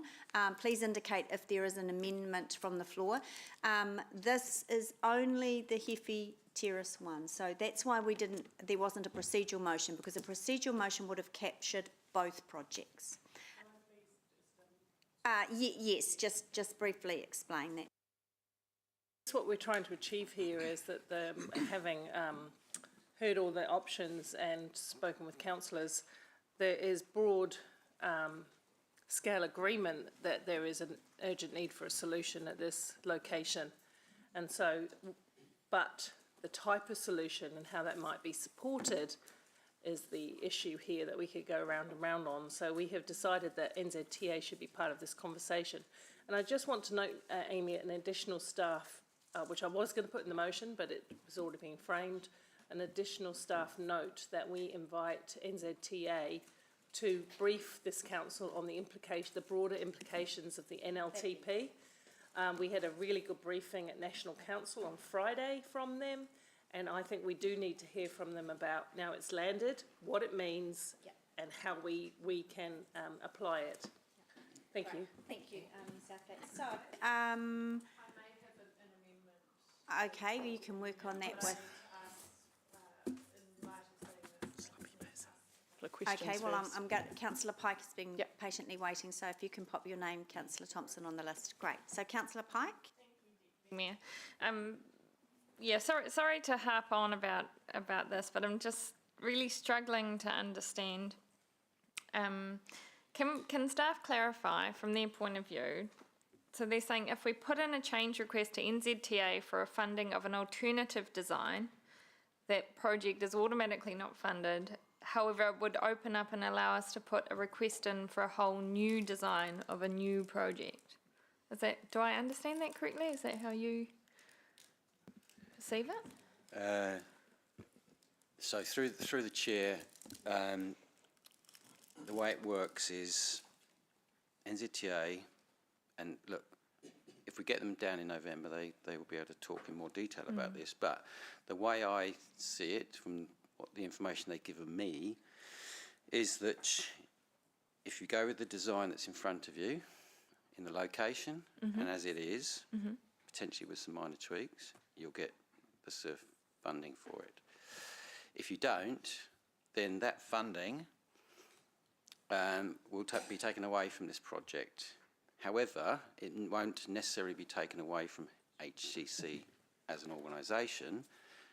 We could put forward a change request to NZTA within the Transport Choices programme to say, we're not proceeding with this project now, however, we'd like to use this funding for elements of our SURF programme for things like bus stop upgrades or bike parking, scooter parking.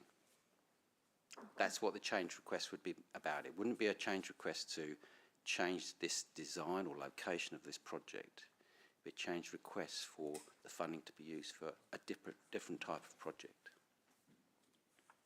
Okay. I guess NZTA can clarify further. Getting NZTA to explain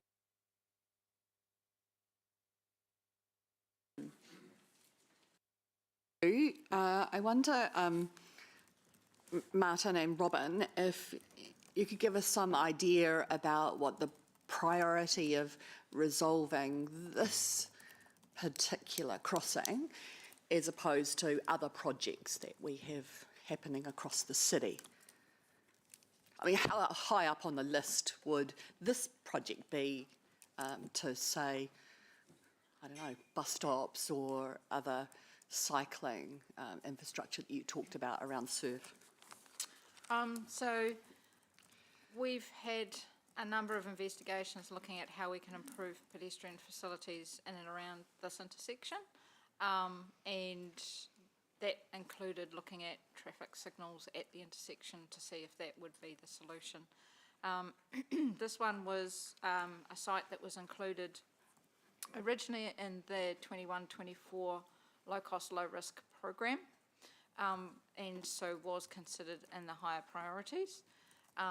When the surf program came along, excuse me, it was seen as an opportunity to put it forward into that program and unlock the 90% subsidy as opposed to the 51% which the low-cost, low-risk program had.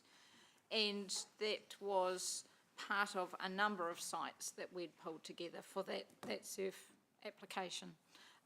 So overall, it's a site that we've been working to try and get a good solution for many years. The aim was to try and get it completed in the previous financial year period, that 21 to 24 period. We've obviously had some delays and we're now trying to work through getting this one finalised so that we can deliver it, noting that there won't be any other funding opportunities that have NZTA subsidy in the current 3-year period. And to be clear, we've got the 10% portion available in our long-term plan budget, but not more than. Correct. That's correct. And Yep, I just add to that, the SURF funding runs out on the 30th of June 2025. So there's also a time balance. There's a time balance there. So everything's got to be wrapped up with SURF, projects built, evaluation monitoring reports done by the 30th of June 2025. So there is a time constraint on us. Yeah. And so in terms of that time boundness, the amendment is to bring this decision back to the November, 28th of November, so that's an 8-week delay. Then presumably there'll be the opportunity to take, you know, if it's approved at that point, to take it into some kind of consultation period. I imagine that won't happen over Christmas. What kind of risk do we pose, or give us some idea about what a timeline looks like if we delay from today?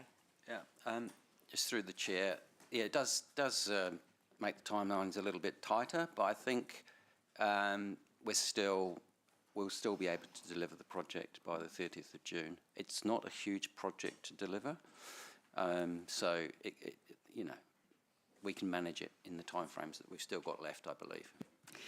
And given that we have summer season coming up, we would want to have good weather in order to be able to deliver it in that time frame as well. Hopefully. But who knows? Bring on the sunshine, yeah. Wow, that's what I was thinking, really, yeah. If I may... We can't be, yeah. If I may, just to be very clear, staff support the proposed amendment. It is entirely viable from a constructability perspective. Thank you. Andrew Parsons. Right, I'm going to, these are going to be the last 3 members that ask questions. So if you have an amendment, bring it. No, come on, we've spent 1 hour and 10 minutes. Councillor Thompson. Thank you, Chair. I'd like to ask whether, so in terms of, we've heard from you, Andrew, that it's doable with the amendment, but it's a 2-month delay. to this project.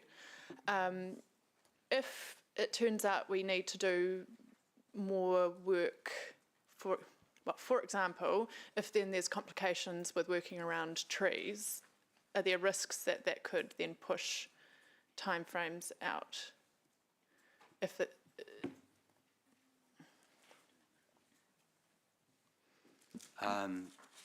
We won't be working anywhere around trees. Yeah.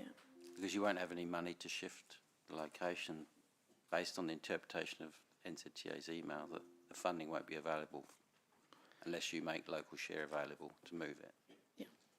Yeah, but so if elected members were to use local share for this project, sorry, I'm just hearing scoffing, so I'm waiting for. If elected members were to use local share for this project, I guess my question is there a opportunity to get this back to the committee much sooner? For example, could we have an extraordinary meeting at the end of another meeting coming up sooner so we can deal with this more quickly? We can do anything. Yes, thank we you. We are the governing body. So would... We have to. Sorry, in the, even sooner? So the mover and seconder of the motion may want to put the next available meeting, because we may be able to get NZTA to front much sooner. Yeah. Preferable that we get NZTA to update us on the NLTP and those border matters as soon as possible, because they are travelling around the country to do so. Okay. Thank you. So I'm happy All right. to at the soonest Yes, so to opportunity the or next whatever. available, or an extraordinary meeting, or to the next available meeting. Could this not go to another committee? There's nothing. All right, no, we'll leave that for Amy. We know the intent. All right, Councillor Bidder. The mover of the motion, Mayor Southgate, to add in, can we get more information on the change to the roundabout layout and operation? So I think that's part of the we could do that as a decision. staff request, Yeah. Madam Chair. We don't need to. Sorry, Councillor Bidder, what was it? The staff request then, Yep. can we get more information on the impact of the change to the roundabout and the markings Right, there? okay. Yeah. We can, let's make that as a note to the minutes, and that information can come to us. Yep, I've said that. Yeah, just as an action. Right, that is all the questions. This question. Just one about the fens. Oh, yes. Thank you. We've done a lot of work to improve the contact with fens. What result have we got from a formal approval of fens on this one? Yeah, and we're just talking about Eve Terrace at the moment, aren't we? So I can answer that through the chair. So fens are supportive of the project. They have to write formally and approve. We have an email. We had a meeting with them earlier this week and took them through the project, or both projects actually that we're talking about today. And they have sent an email in support of both projects in principle. I have to say in principle, because they want to look at the detail that we are proposing around the ramp gradients of the raised facilities. And when you say they, who will be talking with? So that last time with the issue was talking with not quite the correct people. Yes, I think you might be right, but we talked to a gentleman called Matt Leonard, who is the group manager, acting, so reasonably high up, but still in touch with the operational side of the business within Hamilton. And I did spend some time with them going out on the fire engine on emergency calls and going over different types of humps as well. And so, yeah, we do now know what type of facility they like or don't like, and that feedback was really useful that we can take forward into the details of these designs. And really it's around the not putting this type of facility on some of their, what they call their key strategic emergency routes. Heafy Terrace is not on that list. But also ensuring that what we call the departure ramp gradient is a lot kinder than the approach. Does that meet our needs, Madam Chair, in the process to more formally have sign off from the FENS? Does that meet the needs? Yeah. So we require it, don't we, in that framework? Yeah. So we do have written, I mean, it's an email. Yeah, well, that's written, isn't it? Yeah, it is. As long as we get it as part of the information. We should Yeah. get it as part of the information, I guess. I think it only came through last night, didn't it? Yeah, it came So through yesterday afternoon, so we'll circulate if that can be circulated to us, Yep. yep, that would be helpful. All right, so that's all the questions. Are there any amendments? You could, committee members could also move the staff recommendation as a separate motion as well, because they're quite vastly different. But Amy hasn't indicated to me that there are any. So I'm going to open up for debate on this motion to Mayor Southgate.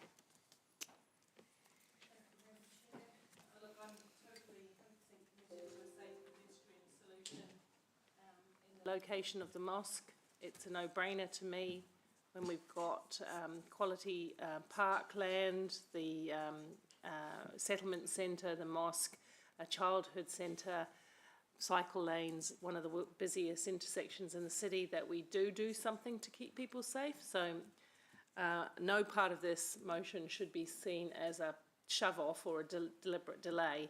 This is all to do with making sure that we get the best solution for all parties at that location. And we had some questions raised today that we were unable to get 100% certainty on. We need to understand what NZTA likes and doesn't like in this space, is prepared to fund and isn't prepared to fund in this space. And I know the NLTP, the ink is just dry, and I know they're coming around the country talking to various groups, as they did with National Council on Friday. So I'm really keen to hear from them about the overall NLTP, what it means for projects like this. But in this case, I have some concerns about the narrowing. I have some concerns about the amount of raising of the platform that I need to work through. And I want to see some alternatives and some alternative thinking, really. But I do want a safe crossing for people at that location. Mayor, first of all, I want to thank you for the way you've managed this this process. You've been impartial, and I appreciate your guidance and resolving it this way. And I want to thank Mayor Paula for moving the motion, which I'm happy to support. What this motion isn't, it isn't a feedback to the community on Heaphy Terrace that this council doesn't want to resolve this urgently needed crossing. In fact, I think we couldn't be more explicit when we say there is a united approach in this chamber that a crossing needs to occur in this area, and it's well overdue. What this small delay of a couple of weeks will do, or potentially 8 weeks, depending when we bring it back and when Waka Kotahi is available, is we need to fully understand what actually Waka Kotahi will enable us to do, because I am not convinced that I have the full understanding of what they're currently saying. I believe that there's enough nuance in the way they've responded, and there's enough inconsistency with the way they've written certain documents that says, in fact, funding could still be available if it didn't have a raised platform. Because you can't on one hand say, oh, well, look, no, it's not available if there isn't a raised platform, or but you could start a whole new project and qualify for SURF funding. That doesn't make sense to me, and I want them in the room. I want them in the room so we as elected members can ask them impartially, directly to us, what they would and what they believe their policies enable them to do. So this is a pragmatic way of getting a really good result for everyone, including the fact we'll get a crossing. Councillor Thompson. Thank you, Deputy Mayor. I think it is urgent that we address this issue. I want to thank the speakers who have come in today and for their submissions. It is critical that the whānau at the mosque are able to cross the road, to go to the park, to participate in sports, to go to the playground, or even to just park their car and get across. And I thank the mover and seconder for altering the motion to bring this to an extraordinary meeting so that we can address this as quickly as possible. I also think it's important that as a council we do try and find a way through issues like this together, because I don't want road safety to become to continue to be highly politicised. We need to agree that actually investing in road safety is critical, and to find a way forward where the majority of us can support a solution, I think paves the way forward where actually we can do more overall for our community for road safety. So I support us being able to have that extra, maybe it's a couple of weeks to work through this, hopefully as a team, and come to a solution, but absolutely 100% behind us finding a solution for a crossing in this area. Thanks.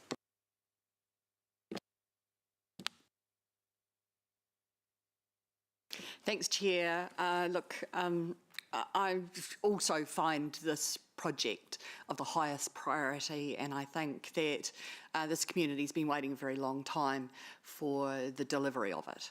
I've listened to Anjum's submission this morning during our public forum, and I was deeply moved by the years of hardship that her community have faced.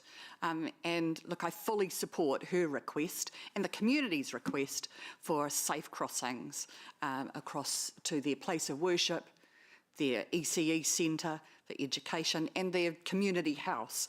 And so I believe it's not only necessary, but it's the right thing to do for their health and safety and well-being. Also though, while I would like to just get on with it, I can see that we also need to be accepting that there are concerns from members in the chamber today that stay unanswered, and so a short delay shouldn't offer too much concern. My committee, the Finance Committee, is the 15th of October, and so if we can fit within that time frame, you know, that makes me much happier to be able to then make some decisions, hear from those that we need to have questions answered from, and be able to then just get on with it.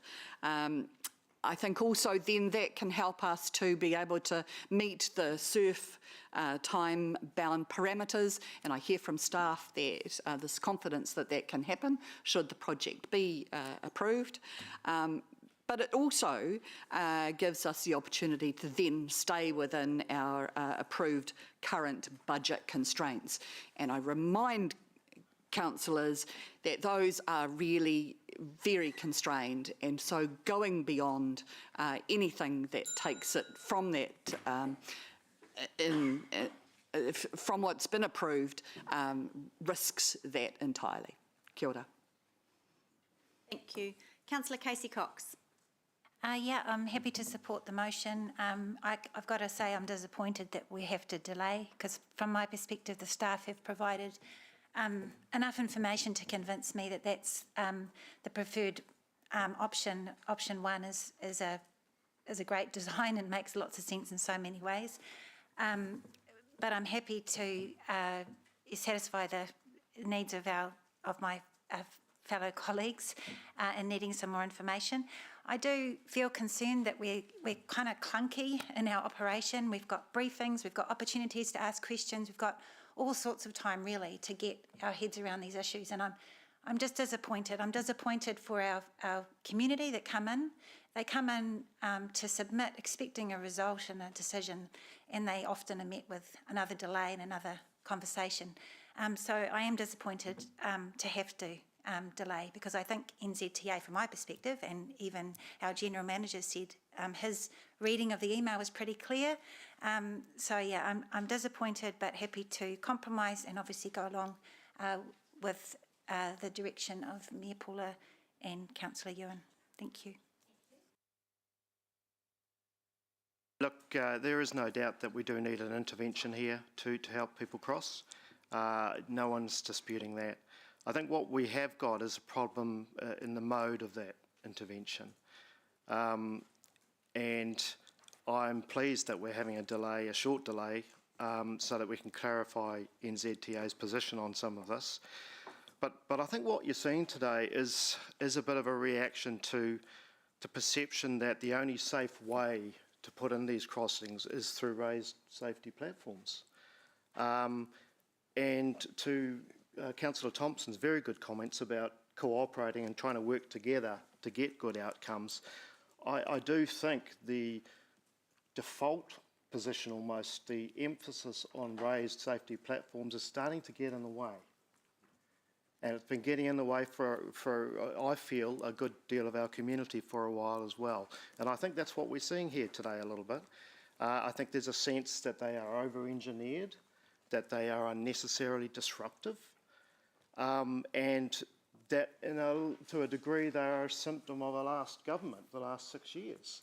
And there is actually a new government in place with new ideas. And so I think that is part of that, and I accept your disappointment. And I've been in that position too, so I get it. But it's going to happen still. But I just think around this table, you are probably seeing an unease with raised safety platforms. And I think I would like to see us as a council looking past those. And I hear transport staff say that they are the best way to operate. But I think other parts of the country, Auckland Transport, are now looking at other options as a result of political pressure, and I would like to see us do the same. Thanks. I'm Mangai Hill, and then Councillor Naidu-Rolfe, who's online. So I acknowledge the debate, the attributes associated with the traffic designs and all the work that has taken place to date. Can I just put a cultural korowai around this particular area? I liken it to a marae, where people galvanise, they gather, they provide for spiritual cleanness and wellness. And it only makes sense to acknowledge the opportunity for spiritual cleansing and enhancements on the other side of the road with the investment in the playground. So acknowledging the designs from a spiritual cultural korowai, or enveloping our iwi there, I just want to recognise that spiritual place. And if I can just share a quick story, last time I drove past there, it was really galvanised during the unfortunate mosque events of the past. There was a man standing out there for many, many hours that had been the ex-mayor Andrew King, and I felt that that place has a real strong cultural connection to the whenua and the mauri associated with that. So by all means, from a traffic engineering point of view, totally supportive of anything to enhance the wellbeing of the people and its connection to whenua and place there in the Heavy Terrace area. Kia ora.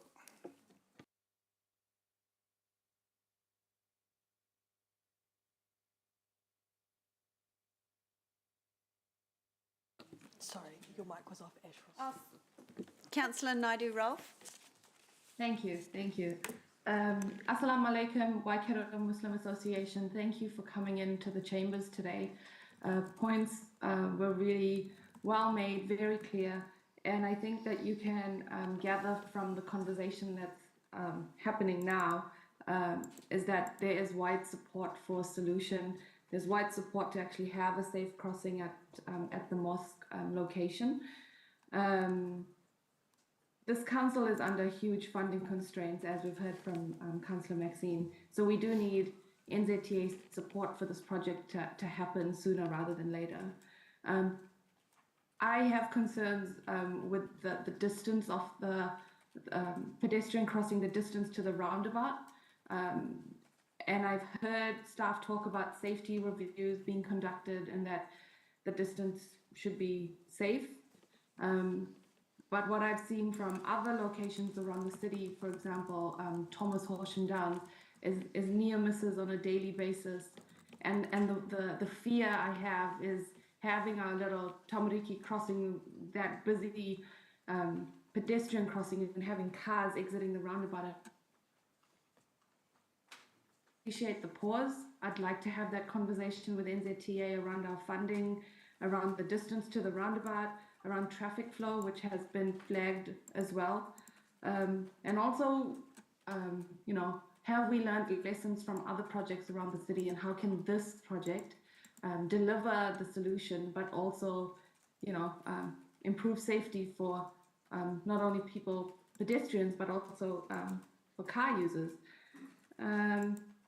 So yes, I'm committed to having a solution happen soon. So thank you. I will be supporting Mayor Paula. Thank you. Councillor Bidder. By SURF funding. I want it to be driven by safety. A lights-controlled crossing is safer than a raised crossing. I would support that today. John MacDonald made some good points this morning about groups of pedestrians emerging from the mosque or Claudelands, creating uncertainty around an uncontrolled crossing. I am horrified by the belief that all zebra crossings are planned for raised crossings, and I don't accept that the impact on the roundabout will be less than minor. That's all. And look, I also want to thank staff for their time and efforts in this report, and also for the passionate speakers in the public forum today. Your time and contribution is valued. Thank you. From our speakers and submissions received, it is obvious that there is a clear need for a safe crossing and cycling options at Heaphy Terrace. From my view, there must be safe crossing options to support our friends in the Muslim community, our children, our event attendees, and many other members of the public, which give weight to this need. I particularly reference Anjum Rahman, who noted that safety is paramount to protect the Muslim community. While she advocated for raised safety platform, I note that options for a signalised crossing at Heaphy Terrace without the RSP is rated by staff as a further 11% reduction in crashes for pedestrians, and other designs, such as the one that includes a refuge island, has a further 2% reduction in crash and 10 points more in the safe system over the recommended staff option. I also note Peter Boss's request for the safest possible options, which again would see the other designs over the recommended staff option. So given the high level of interest in this, I think it's appropriate that we do further test NZTA to serve due diligence to our concerned members of our community and ensure that all options are explored so we can deliver the best possible outcomes for our community and for our ratepayers. Thank you. Thank you. Councillor Hutt. Thank you. Assalamu alaikum to our guests this morning, and thank you for spending your time with us. We've had concerns about projects in the past, and I've shared concerns that I don't think we've done enough to bring the community along on the journey. We've said to the community, if you want safer crossings, if you accept raised safety platforms, tell us. Let us know if you understand this. Don't leave a radio silence for us. For Heaphy Terrace, we've heard from the mosque, from the Muslim community, the childcare centre, from disability groups, and from just regular old Claudelands, Fairfield locals. The community have told us, and apparently that's still not enough to move forward today to do a detailed design. Not final confirmation, not final sign-off, just approve the macroscope to go out to the wider community with a detailed design. The mosque and its success is a reflection of our diverse community, and Anjum spoke to how that diversity has not always been celebrated. In fact, people have actively worked to go against their human rights.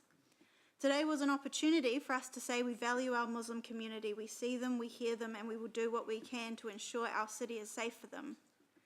I personally haven't been convinced by others' framing of this, and I want to sincerely apologise to the mosque and our Muslim community that apparently 6 years isn't long enough.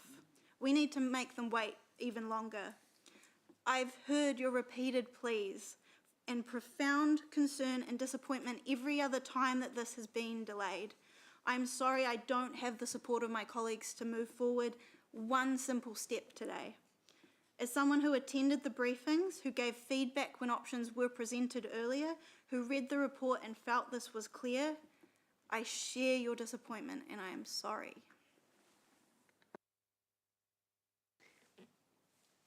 Just before I go to write, excuse me, of reply, look, I think there's been some really good debate. Delays are part of the democratic process. They just are. There is significant support from the community, and we heard that, for safe pedestrian facilities at this location, and I strongly support that. And everyone that has debated today, from what I've heard, also strongly supports that. This is the process that staff and I worked on many months ago, a few months ago, to achieve on this committee's behalf a better framework for new decision making. And this is it in action. This is it in practice.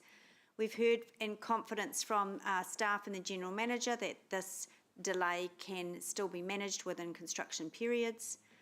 So I think the new decision making framework is working. The alternative, had we not had it, I think that Chamber would be fairly divided, and I think that the debate would be filled with passionate speakers on both sides, and the community deserves better than that. They deserve us to work collegially. They deserve us to build consensus.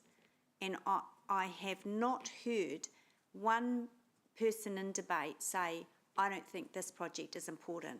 I really, really support this. It's a shame that Waka Kotahi wasn't here, and we did try. So that aside, I want the community to know that, and to hear and listen to what elected members in this chamber have said, and that is very strong support for this project. But there is some ambiguity around the funding. And that is the world that we live in as a local government when we are dealing with central government agencies like NZTA. And it does make things difficult at times. But I want to thank the committee for working together collegially within the new decision-making framework. And I want to assure the community that there is very strong support around this table. And this project is imminent. Mayor Southgate, your right of reply. Thank you. As you have said, we are all in approval of a safe solution here. This council actually has done a very good job of improving safety in very many locations, and I want to say that because we get a bit of a beat up sometimes, but we have done some really excellent work in improving safety. But it is clear that we need to reconsider how we do some of the safety upgrades. And it's a shame at this time that the National Land Transport and National Land Transport funding does not give us any money for safety improvements currently. We have to actually listen to the wider public and the key stakeholders in the right balance. We've heard from some of them today. And we need to factor in all travellers, I believe. That's those that travel by car, by bike, by foot or any other method, and get the balance right. The process, and I just want to acknowledge, because I heard someone mention it before, the process has improved. I want to thank Deputy Mayor O'Leary for the work that she did under direction to improve the process, and we really have for these kind of projects. I'm also grateful that the process has improved for dealing with not only FENS, fire services, but also other emergency services, so that when we do a safety improvement in the future, we don't create other problems we didn't intend to. At the end of the day, I don't want to delay anything too much, so the sooner the New Zealand Transport Agency can come and chat with us, the better. And I do want to say that we need a solution as soon as possible, and preferably one that is in construction over this summer, so that the situation around pedestrian danger does not last. Yeah, so let's go forward. We are focused. Let's focus on getting the job done right and getting the job done quickly at the same time. Thank you, Madam Chair. This is the motion.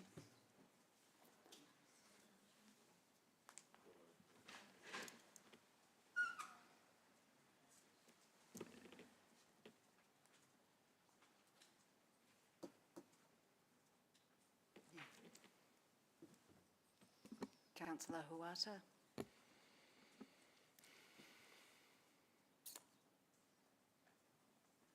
The motion is carried unanimously.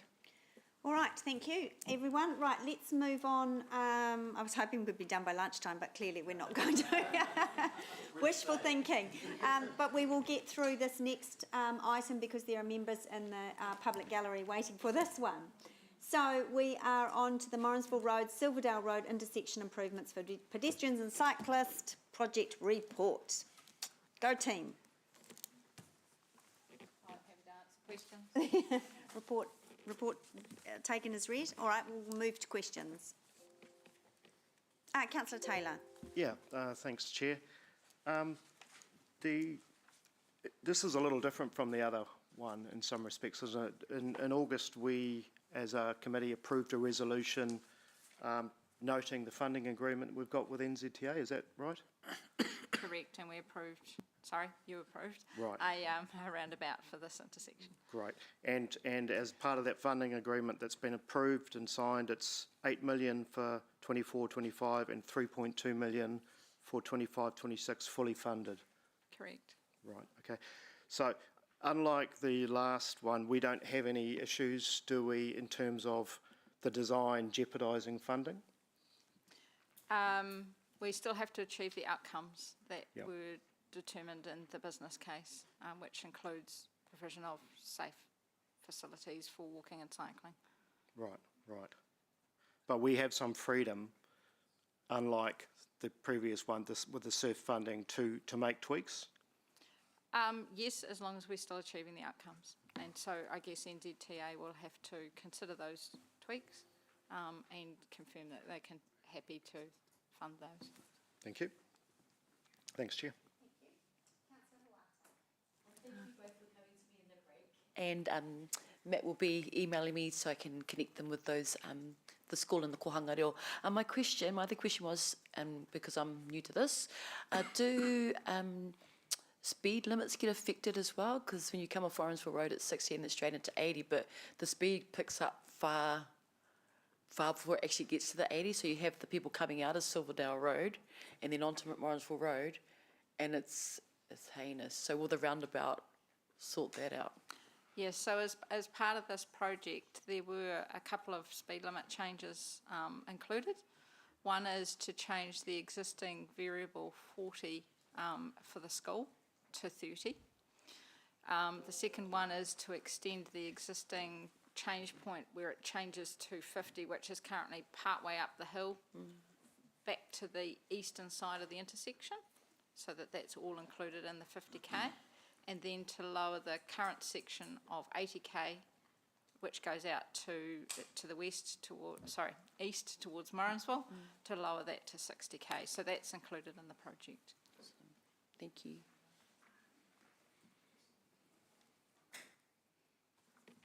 I'm just going to put, I've received a motion.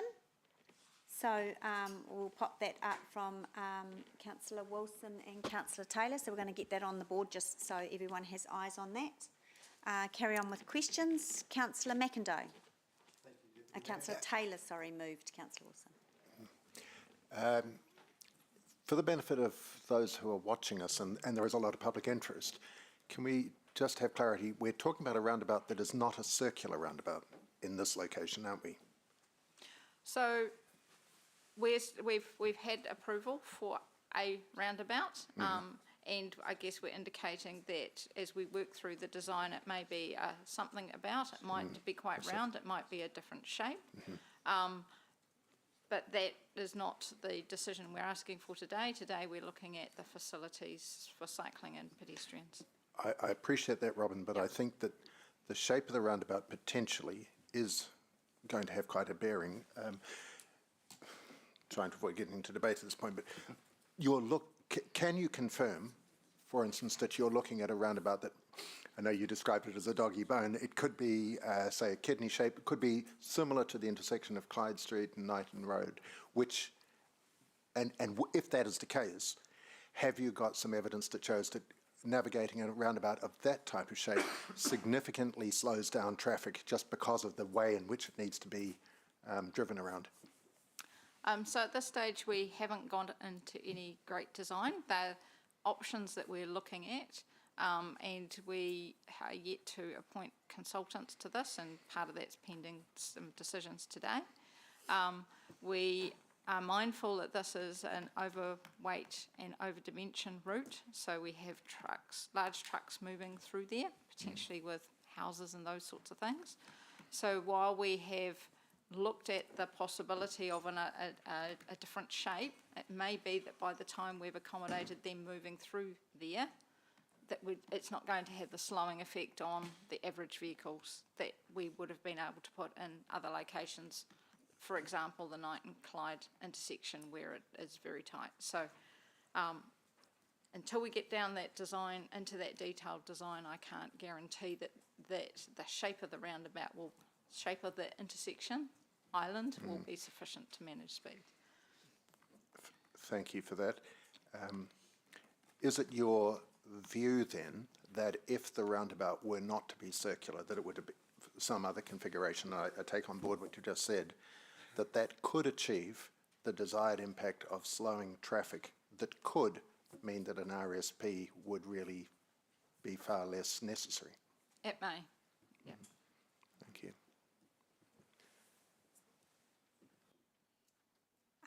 Councillor Bidder.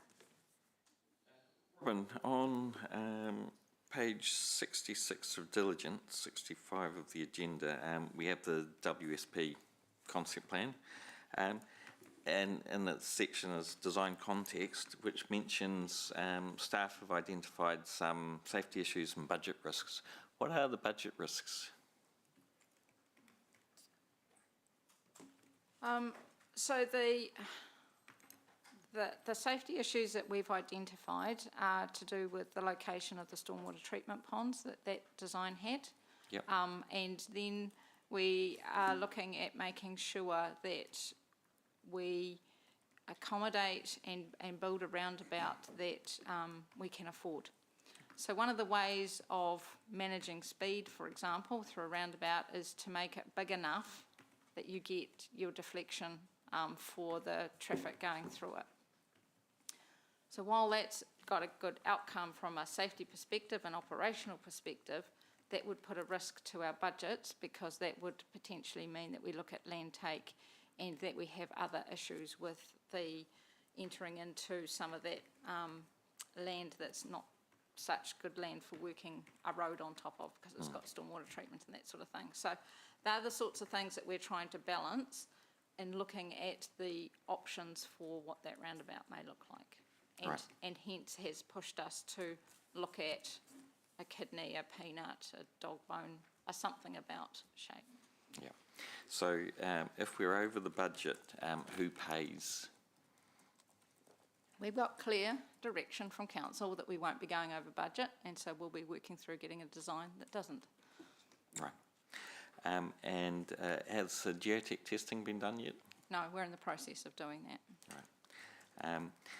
And when we zoom in on that picture, we see a radial pattern from the roundabout. Could you explain what that is? Is this still on page? Page 66 on diligent, which is 65 of the agenda, the WSP Oh, okay, I can see now. Sorry, Yep. it's just the light on the screen. Yeah.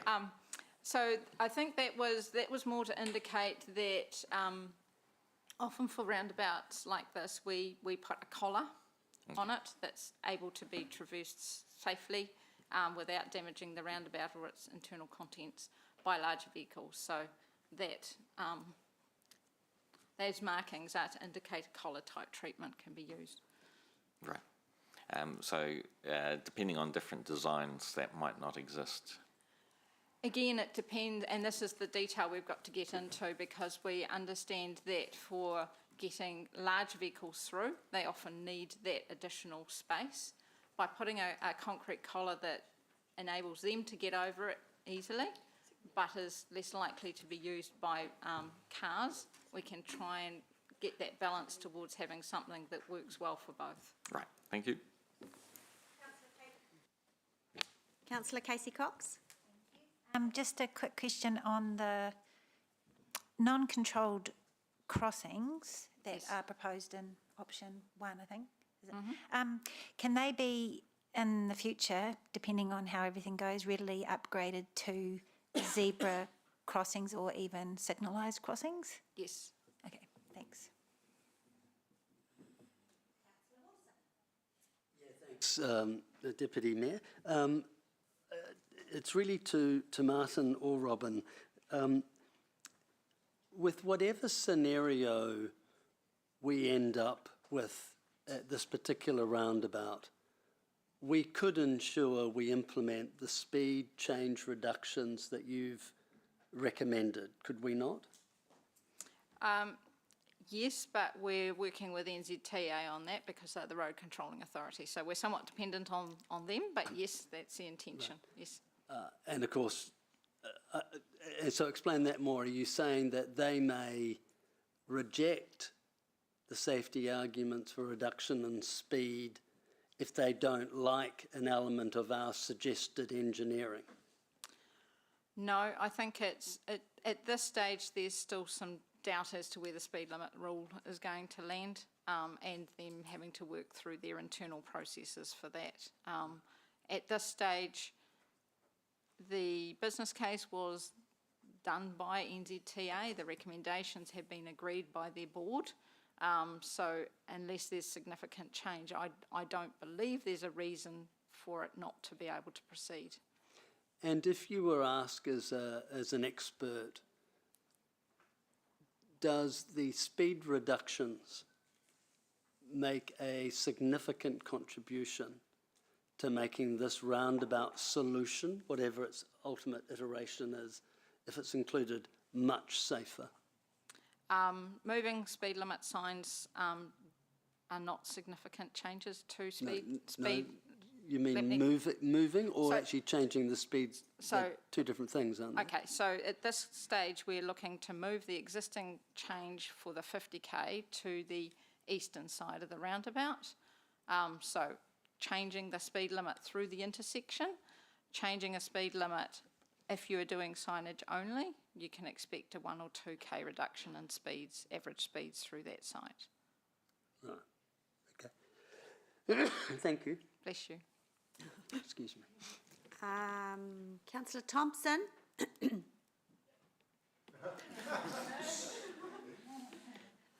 I knew you wouldn't be far. Thank you. Luckily, I can run and bike in heels. Robin, in terms of, I'm looking at the design on page 79 of the agenda, 80 on diligent. And it talks, I think it's the alternative option where you've got the signalised crossing on Morrinsville Road, but then the raised safety platforms on the other ones. Yes. I'm just confused by the diagram because it's got the paths still going. I assume that the crossing that's there on that diagram won't be there, right? And it will be where that orange-red block is. Apologies, I think I tidied one of them up and missed the other one, so. Okay. Oh, there's another one I should be looking at that's. You are right that we wouldn't be putting those paths in that location, and I did do a tidy up picture. Okay, cool. So if you look at the picture under clause 78 on page 35 of the report. Okay. Yes. Oh, page 35 in diligent, sorry. Yep. Yes, so apologies, I had tidied up one and got the paths right and I missed the second one. Okay. So I think that answers the question. Okay, oops, sorry, I'm now going to go find that. Yep. Clause 78. 78. Yeah. So we would move the paths away from the intersection to where the Oh no, it's still the same. signalised okay. crossing is. Okay. And would you still have the RSPs on Morrinsville Road? So I'm just trying to find it. Where So are you? no, that one, that was just, yeah. that wasn't Gotcha. RSPs, that was, Okay. so option 2. Perfect. Now I can see Emma's now, so that's helpful. Thank you. So the last one is Silverdale. Would it be possible to, how many car lengths is it currently from the roundabout at the moment? So this is still a scheme, Yeah. so we'd be looking Okay. at it having at least a car length behind, back, and that's the sort of detail once we Okay. get into the design. As you can see, this is somewhat designed by PowerPoint, it's not detailed. Feedback, really common feedback, and I have raised it, so you won't be surprised at what I say is, so really common feedback is they're too close. Could we push that out slightly in Yeah, terms of that that's crossing? certainly something we can look at and that detailed design process, yes. Okay, final question. Is it feasible to have a signalised crossing on the Silverdale as well, given the hill and everything? Is it? Your biggest problem there is going to be your proximity to that intersection. Yeah. So you're going to end up with a Hefe Terrace scenario Yeah. again. And at this stage, the volumes are not sufficient to really justify that. And I guess that's why we recommended that these be uncontrolled. So that where we've got the raised safety platforms, that they're uncontrolled, it gives us the ability to come back and retrofit if we get a steady flow of pedestrians and cyclists through there to make it a zebra or a signalised crossing in the future. If we end up with a dog bone shaped intersection, we're probably going to lose that slip lane from Matangi as well. So we would only have the 2 crossing points, which would be Morrinsville Road, and we've got 2 options there for elected members to look at. One is signalised without a raised safety platform, and one is raised with the option of doing something to it in the future. But in both cases, we're recommending the raised safety platform in Silverdale Road. Cool. Thank you. That's really clear. Thank you so much. Councillor Van Austen. Thank you. I think what we were talking about was option 2, is that correct? That was the... Yes, sorry, that's Yeah. as portrayed in clause 78 Right. as option 2. Yes. And that has the signalised crossing, no RSP, is that correct? Correct. And when we think about that roundabout and the rest of the corridor that takes it up to the next roundabout, in between there is the other signalised crossing that was brought to our attention from Barclay Normal School of recent incident that happened there. That also doesn't have a raised safety platform. Correct. Are there lessons that we would need to take into account in this decision here that would have an impact on the other crossing?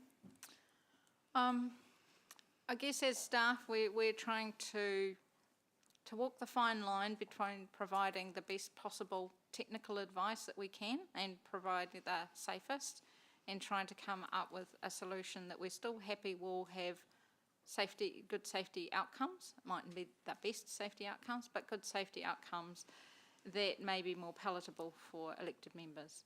And that's why we've put up option 2 that has the signalised crossing. We are comfortable that will work okay here. As in all of these things, we will continue to monitor, and if we have a problem, then we can look at what else we can do. But we're comfortable with that as an option for today. And any retrofit would be at our cost rather Correct. than at the cost Of the project, correct. that fits within this budget line. Okay. Thank you. Thanks, Chair. To your question, yes. I'm reading his mind. I feel like we might be close to some sort of agreement. Would you mind if we took 2 or 3 minutes to hammer it out? It might save a whole lot of time later in terms of debating. Absolutely. Let's do that. Let's take 5 minutes. Thank you very adjournment. much.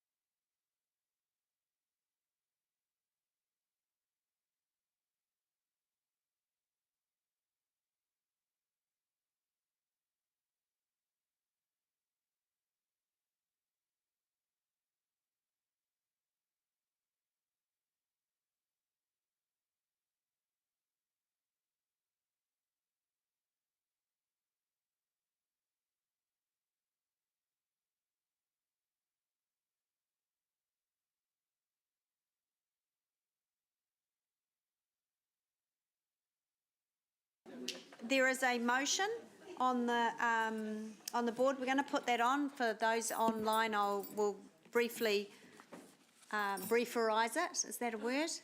It is now. Brieferise it. So this motion's been moved by Councillor Taylor, seconded by Councillor Wilson. It approves the inclusion of pedestrian and cycling facilities at the proposed roundabout at the intersection of Morrinsville / Silverdale Road, Martingi Road. This is option 2 in the report, which has been assessed as the alternative option. It includes uncontrolled crossings on side roads approaching the roundabout, so i.e. raised safety platforms on the side roads, and it includes,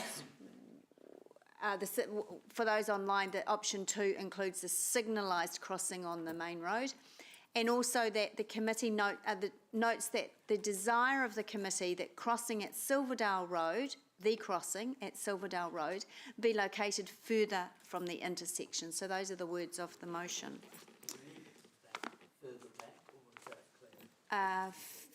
Further back from the intersection? Doesn't hurt, does it? Right, so Councillor Mess, you're just doing that to debate, eh? You're putting your name up to debate. Oh, question on the motion? You want to speak to it first or not? No. Well, Okay. no, question on the motion for clarity. Just want to. Yeah. I saw, the work going on to sort of get this recommendation. I just want to make sure that there aren't any really big red flags for staff, because I'm a bit, always a bit shy of designing roads by committee. But No, I'm happy with this. you're happy with it, so that's all been excellent. Thank you. All right, a question for clarity, Councillor Hutt. Is option 2 as described any different to the option 2 that's in the report? Or is that a direct copy paste? There's just lots of commas in. It's a copy and paste. B is the addition. Right, okay. Yeah. All right, so Councillor Taylor is the mover. Thank you, Madam Chair. Look, now that we've struck this agreement, I really haven't got much to say, which is a bit disappointing. Really? I had plenty to say, but it's... so, look, I think this is good, because I think the major sticking point for me, and I think for some others, was raised traffic safety platform on Morrinsville Road in particular. And I actually think a good outcome is, I think the roundabout's a terrific outcome, because that intersection's, it's just great for the city. And I think I like the result on Morrinsville Road in terms of traffic signals. And I think a raised platform on the slip lane makes sense, very much so, and I can just live with the one on Silverdale Road. So I think it's a good, relatively good outcome, and there was probably plenty of stuff I wanted to say, but I just do not need to now. So thank you to the Chair for her indulgence, and Councillor Thompson and others. Thank you. Councillor Wilson is the seconder. Yeah, thanks, Madam Chair. I wonder if I could first start by making a comment that today's meeting has been delightful. It is amazing that often there is criticism that we are of, that there is a lack of collegiality. Today has illustrated that we can, and we frequently do, work together by taking a momentary break, talking through the fine iterations of our suggestions, and finding a way forward. This is working illustration of that done well. That's what democracy is about, and we've seen it twice today on complex issues. The reason I'm really comfortable with the outcome is, for me, it ensures that there isn't a raised platform on that main road, but it provides an even safer outcome because of the signalled lights, and I think that is common sense.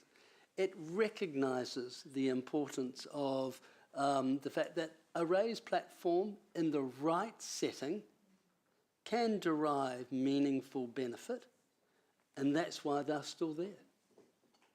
So this is a really good, logical outcome that will provide safety for cyclists, pedestrians, and motor vehicle users. this is council at its best. I think it should be unanimous. Councillor McIndoe. You, Deputy Mayor. I absolutely echo that comment. I also do just want to acknowledge the representations we've received from our neighbours in Waikato District, and particularly the Tamaheri and Matangi communities. I acknowledge the presence here today of Councillor Beavis from WDC, because I think that collegiality that Councillor Wilson has just spoken about has actually crossed our boundaries. They are clearly just as interested in the outcome of this as we are. Like Councillor Taylor, my greatest concern about this project from the outset has been the proposal for a raised safety platform on Morrinsville Road, which, if the roundabout is of a different shape than just a circular shape, would, in my view, be utterly redundant, because I think that the desire to slow the traffic would be achieved through the design feature. I didn't speak in the previous debate, although I'd asked questions, because I agreed with so much of what I'd heard. I didn't feel I needed to repeat what had already been said. And so today, I'm pleased with this outcome. I do note the comment that or rather the answer that Robin gave in answer to one of the questions about budgeting, that there is no scope to exceed the budget. So I still have a concern about the proposal to have raised safety platforms in any aspect of this. I absolutely want the slowing down. If it became necessary to just tweak the budget or tweak the project a little bit, my sense is that the community would feel that the raised safety platform on Silverdale Road is perhaps the feature that could be modified or abandoned. But apart from that, I think that there is tremendous support across our wider community for what is being proposed here. I thank those who have worked to achieve the compromise options that we have. And as has been said today, this has been a very good meeting, showing that we do listen to each other, think carefully and respond appropriately. Thank you. Councillor Bidder. This is a difficult intersection and overdue for improvements, but I really struggle with the process. A project has been approved for $11.2 million before a design has been done. I don't understand how numbers can be made up. To put the money into context, it is 220 life-saving heart bypass operations. A concept design has been done without a geotechnical report. I don't understand that. This is the bottom of a gully filled with silt and will be a liquefaction risk. A 1-minute search using RetroLens gives an aerial survey from 1938 showing a crossroads between Silverdale and Matangi roads. That crossing was lost in landslips into the gully. This has a huge impact on the design and budget. I strongly support the motion's intentions to give safety with good traffic flow. I just want to see good project management to deliver it. Councillor Casey Cox. Yeah, just support the motion, and just really pleased to see all of council, or potentially all, not sure, supporting walking and cycling and the accessibility of our neighbours to be able to do that and come into our city. I am slightly nervous about signalised crossings without raised safety platforms because of some of the stories that we do know of in our city, including on Discovery Drive, where a little boy was hit. People do run red lights. But I was reassured when I heard Robin speaking about how this is an okay option for this area, and I'm really constantly reminding myself that I'm not a traffic engineer and that these people know what they're talking about, and I'm here to ask questions but to always acknowledge that they've got these expertise to bring to us as well. So yeah, happy to support the what's on the table, and just also acknowledging, I guess, that if we do end up with a peanut, that we will lose that slip lane, and that we'll have a signalised crossing across the entire road, which will be again something to be mindful of in terms of people running red lights going down that dip maybe a bit too fast. So. But I'm prepared to go with this option, recognising that, that the staff also support it. So thank you. Thank you. Councillor Thompson. Thank you. I'll be supporting the motion. Just wanted to acknowledge Councillor Crystal Beavis, who has very patiently been sitting through our meeting to date. Thank you, and for your advocacy and work with the local community. And I want to acknowledge those who did submit and say, yes, please go ahead. There are neighbours, and I think that it's really important that we do work in, as we like to say, a boundaryless way in terms of supporting the safety and convenience of our neighbours as well as our own residents. Yeah, I think it's a good position to land in when everyone can support a motion, and so thank you very much for working together, Chair. Thank you. Mayor Southgate. Oh, thank you. No, the compromise in this instance is good. Picking up Anna's point that we have to be really careful not to design technical roads by committee. That's the staff's job, but we are right to ask the hard questions. I'm satisfied that in this instance the staff do not see any big red flags with the alteration that you've made today, so that's good. This is a very dangerous intersection. There's a big community in Silverdale, there's schools, there's aged care, there's a slip road that people come out of on a regular basis, and I think if we can get a solution that we're all agreed with and we can get it done quickly, that's win-win and win. Who knows, Sarah, boundaryless planning might lead to different funding models going forward. I'm just going to raise that one. There you go, Crystal. Co-funding projects that are of mutual benefit and other things that we might do across boundaries into the future. Thank you. Thank you. Councillor Hutt. Thank you. As Councillor Anna stole from my debate, on Discovery Drive, a toddler was hit at a lights-only crossing because a car didn't stop. The headline was 3-year-old lucky to be alive. He spent 6 days in hospital, and we had to go back in afterwards and put in a raised crossing at our own cost. Further up on Morrinsville Road, twice children have been hit at the lights-only crossing, and I recently spoke to the Deputy Principal of Berkeley, who described what it was like to come across a child who had been thrown 50 metres down the road. She had head and facial injuries, a broken leg, and required surgery. A second child was hit only a few weeks ago. I don't know of any occasions where we've taken out a raised crossing in the city, but I certainly know of occasions where we've put in raised crossings at lights at our own cost, not funded by the government. The reason we use raised crossings is because they slow cars down, and for pedestrians, the chance of survival jumps from 10% when hit at 50 kilometres an hour to 90% at 30 kilometres an hour, and a cyclist has already been killed at this very intersection we're discussing. We've heard overwhelmingly from the Matangi community, from locals across all sides of this road, from people who work at LIC, a significant employer in our city, and from runners, cyclists, walkers in the schools. We've had 14 written and verbal submitters and 12 pages of additional support in the world's tiniest font. And I said this in my original debate. I think it's very normal for children to want to be able to cross the road safely, and that includes surviving the worst case scenario. Even former children, sometimes known as adults, I think, should also be able to cross the road as well.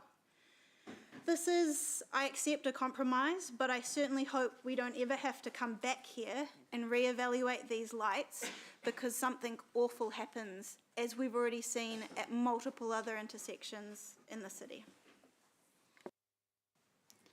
Thank you. Just a few quick comments from me. Look, this is a fantastic project. It will absolutely future-proof this area, and as we know, will connect not only those that are outside our boundary, but also Ruakura, which is a growth cell for our city and hugely important.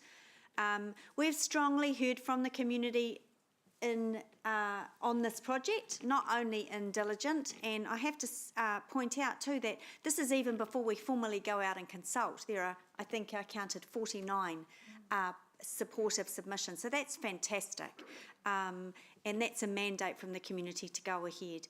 I think that the compromise is a very small compromise, and it's not lost on me that both sides of all sides of the political spectrum I think, are supportive in the right location, as Councillor, I think it was Councillor Taylor said, of raised safety platforms. So I think that that is a tremendous outcome for today, even if it has taken us 2.5 hours for this one item. So Councillor Taylor, right of reply, if you... Nothing more to say, thanks. Let's put that to the vote.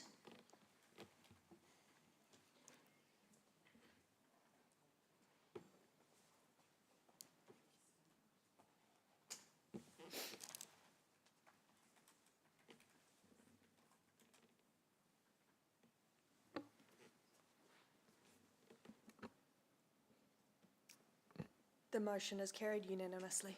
Great, thank you. Now, can we dispose of this next item, or is there a plethora of questions? Otherwise, we'll break for lunch. This is the NZTA agency funding approvals, and it's not about any individual projects at this stage. It's some principles for staff to go away and work under and bring us back to a briefing, the implication of the loss in funding or the funding gaps from NZTA and what projects they may or may not affect. Of course, it's entirely up to us. Do you think there's going to be lots of questions? Yeah. I'm just testing because, you know, we're going to move into the space of hangry soon. Through you, Madam Chair. I'm happy to move. Yeah, I'm happy to second. Through you, Madam Chair, what I was going to say, I think it fits nicely with the staff action that we had before. It does, yeah. Which is to get NZTA to come and update us as well. Yeah. Councillor Van Osten, question?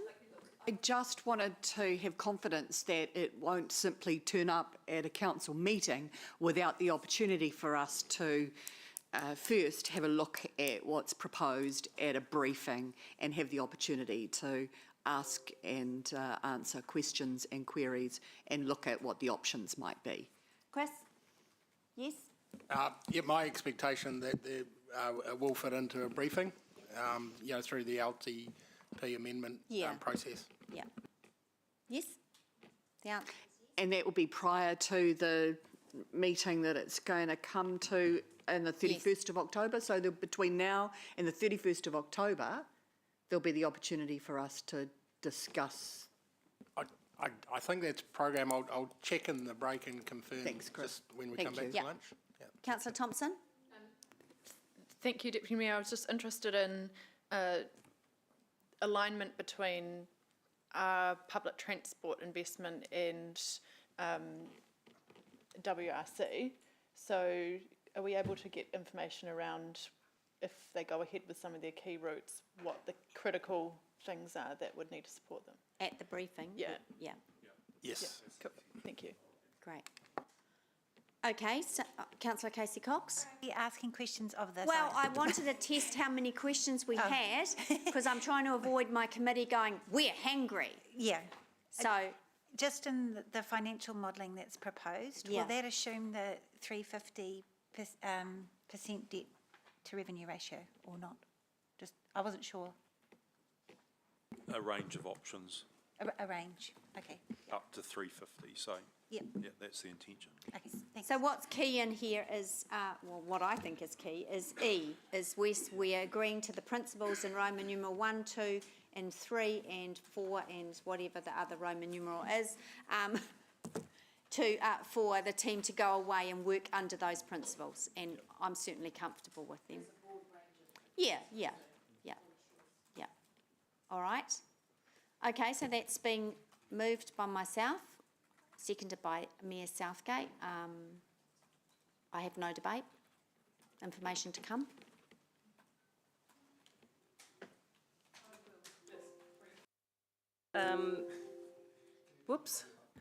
Just in debate, the changes in this year's NLTP are not inconsequential by any stretch of the imagination. In fact, they're quite a major change to the way we do a business in some classes. They have a huge impact on our local, our long-term plan in terms of our projections of what revenue we thought we might get, So, you know, this is, I don't want to get into the detail today, but I do think we need to sit down and really nut out what the implications are, because we need to also alert our communities, our public, general public, to what we can legitimately now do and not do. And it's not a small piece of work, and it's not a small impact. It's a significant impact. And it could make, depending on the choices that we make, it could make a significant impact on how the rates go in outer years of the LTP, because we do rely on setting our rates with revenue assumptions in there. And this has kind of basically blown those revenue assumptions to the side, and we have to start again. So I just don't want people to think this is a small piece of work or it doesn't have an impact on what we do. It's a big piece of work and has a big impact on what we do. Councillor Wilson. Yeah, thanks, Deputy Mayor. This is a significant change in funding envelope that has significant ramifications for our LTP. And I agree that we're going to have to take a stock take and just review the entire gambit of our expenditure in this area. But let me be clear, and it will come as no surprise, I have zero appetite.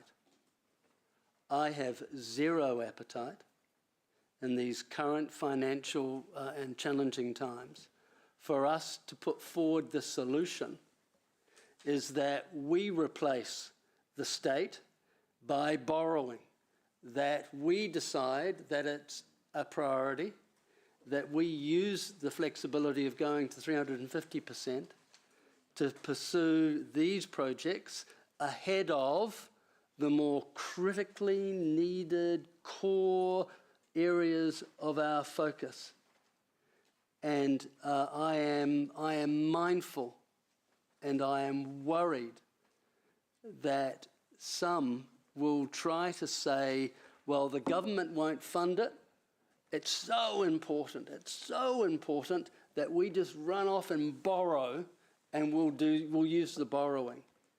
And that they will do that outside the context of reprioritising where that additional headroom could be used. Although, to be honest, I don't support us using additional headroom at all currently, because I think that would be fiscally irresponsible, adding debt when it's appropriate, but to do it simply because we've been given more credit on our credit card and the government has chosen not to fund certain areas would be an error. So I'm sending that clear signal. Councillor Casey Cox. Yeah, I'm happy with what's proposed in this item. I guess for me, I struggle to understand the new direction of the funding, with the suggestion that we need to build resilience and economic productivity while not resourcing local road improvements, public transport and renewal and maintenance and making cuts in those areas. I struggle to understand how that connects or how that doesn't undermine resilience and economic productivity by not resourcing those very core, critically needed areas of focus, which Councillor Wilson alluded to. I think they are critically needed areas of focus. So just wanted to note my puzzlement over the lack of resourcing for some really core services. Thank you. Councillor Donovan. Chair. Angela, sorry. Yeah, Chair, thank you, Chair. I was going to put a motion forward that words like appetite can't be used just before lunch by my fellow councillor Ewan. Thank you. Yeah, but look, I reiterate his, echo his sentiments as well. You know, we've got to completely exercise fiscal prudence where possible, and it simply comes down to doing better with what we have. And that's all I'm going to say on the matter. Thank you. Thank you. Councillor Taylor. Happy to approve this range of options here for modelling, but I would send a clear signal that, in my view, I will be coming in at the bottom end of it in terms of what our funding response will be from this council. I of the view that we should really stick to funding, stick to doing the work that we've got subsidy for. And I would not want to see us putting extra money in to make up for these deficits. There might be the odd exception, and footpath renewal is probably one of those. But even then, I would like to see if we could take the money from somewhere else rather than putting new money in. But that's one that I would have an open mind towards. And it really is about cutting our cloth. I think we are going to have to accept that we are going to do less work. And this is not... should not be seen, there may be people who are unhappy with the direction or disgruntled, but I do not want it to be seen as a licence to borrow more. And I would also point out that we've actually done a hell of a lot of work in the last few years around our streets and that, and there's actually a good deal of community fatigue with the amount of work that we have done. And having a cup of tea and taking a breath, I think, will actually be welcome in some parts of our community who are sick to death of road cones. So, but I do accept that there will be work that I'm hoping we will opt to pull back and not put our own funding in to make up these deficits. And I think we just have to cut back our program a little. And that's the signal I'm sending at the moment, and we all remember the LTP and the situation we were in, and we're going to be faced with that sort of the realities again soon. So I would just have that caution that I would not like to see us borrowing millions. Thank you. Thank you, Mr. Longi. Thank you. Councillor Van Osten. Thank you. I also support what's being proposed here with the caveat that we do have the opportunity as a group to be able to really investigate what the options might be available to us. And the full options actually, but the knock-on impacts are enormous with this lack of income. Because if we talk about an increased access to debt to revenue, it requires revenue in order to be able to make that position palatable. I would also, as in my chair's report of the last Finance Committee, remind members that in the past we've had a self-imposed limit on ourselves to give us financial resilience, and that helps us to have that resilience during times of economic shock or to be able to respond to climate emergencies or responses. So I would like us to be able to think about how we might be able to go back to that position to give us that kind of comfort as well. And I think our community would welcome that from us. So thank you, and I look forward to further debate on what options might be available. Thank you. Councillor Thompson. Thank you, Chair. It is a really disappointing outcome in terms of what the government has decided to fund. Not funding the critical maintenance of our existing footpaths is just nuts, but I presume they decided we'd still see that important enough to keep doing ourselves and no one would notice except us. So, yeah, that is a particularly disappointing outcome, I think, and it goes against this whole thing of actually looking after what we've got, fixing potholes in our footpaths. In terms of going forward, I don't think we're in the financial position to be making up for the lost revenue in terms of putting our own money in, but I do think that we should be open-minded to using some of our local share to continue some projects that are important and that will drive the outcomes that we're looking for. I don't think there's a rule to say, I don't think we should just look at it and go, oh, we don't have revenue, so let's not do it at all. For example, our partnership with Waikato Regional Council is important in terms of moving towards those high frequency, high usership bus routes. We've seen really good outcomes from the ones that have already been put in. To make those changes, there might be some more bus shelters that we may need to put in to support those high frequency routes, as an example.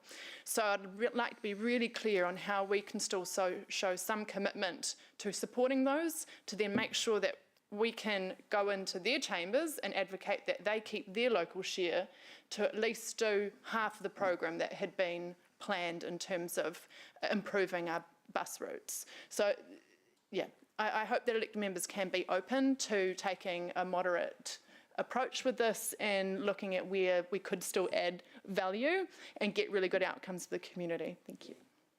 Thank you. Councillor Naidoo-Rolfe. Thank you. 3 times I tried to shave our low cost, low risk and a few of the other transport programs through the LTP process. And that came from a place of just, I guess, sensing how the public felt. And it was about looking at high risk, going, let's prioritize high risk projects.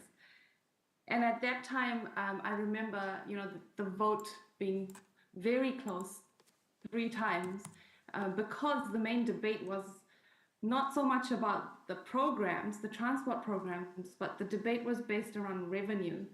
And people saying, including staff, that if we don't account for these projects, we can't account for the revenue, assumed revenue from NZTA, which then affects our debt cap, which means it won't work budget-wise, and we'll have to increase the rates more and all of that. But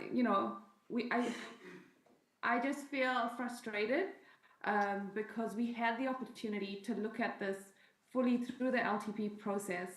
We knew what political ambitions were nationally. We knew that funding would be constrained, but not just going to have to go through the process again because we don't have the revenue. We can't be rating more because people just can't afford to pay more. So now we've got to go project by project, and it's just, I guess I'm just frustrated at the journey that we've been on this year, and in particular around the transport program. Granted, there are high-risk projects that do need doing, but I just think that the whole process has just been very frustrating. I'll exercise my right of reply, and I guess, start with acknowledging Councillor Naidoo-Rolfe's frustration, and I could hear some agreement moans around the table. But I also remind us all that all funding for every single transport project in the city, which is not just low-cost, low-risk program, the entire funding bucket is managed through the government policy statement on land transport.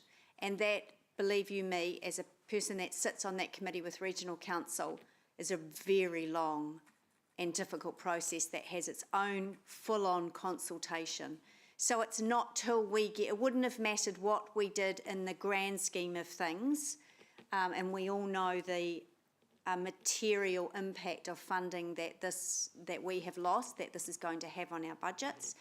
The low cost, low risk is a very small portion of that. The briefing has been booked for the 16th of October. I find myself agreeing with Councillor Taylor's debate, and he mostly took the words out of my mouth.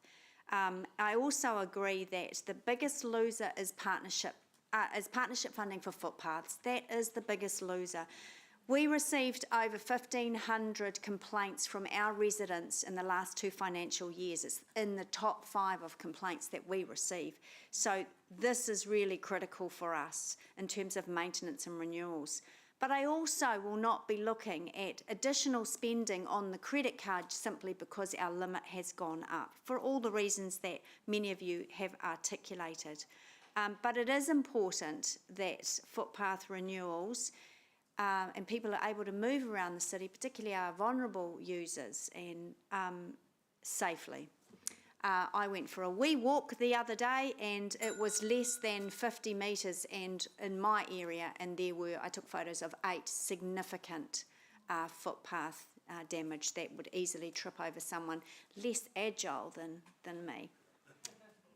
So let's go to the board, voting board for that. Ninja.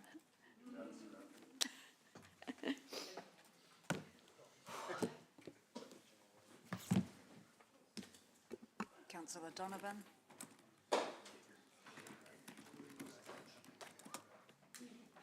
The motion is carried unanimously. We will break till 1:45 for lunch, and then we're going to come back and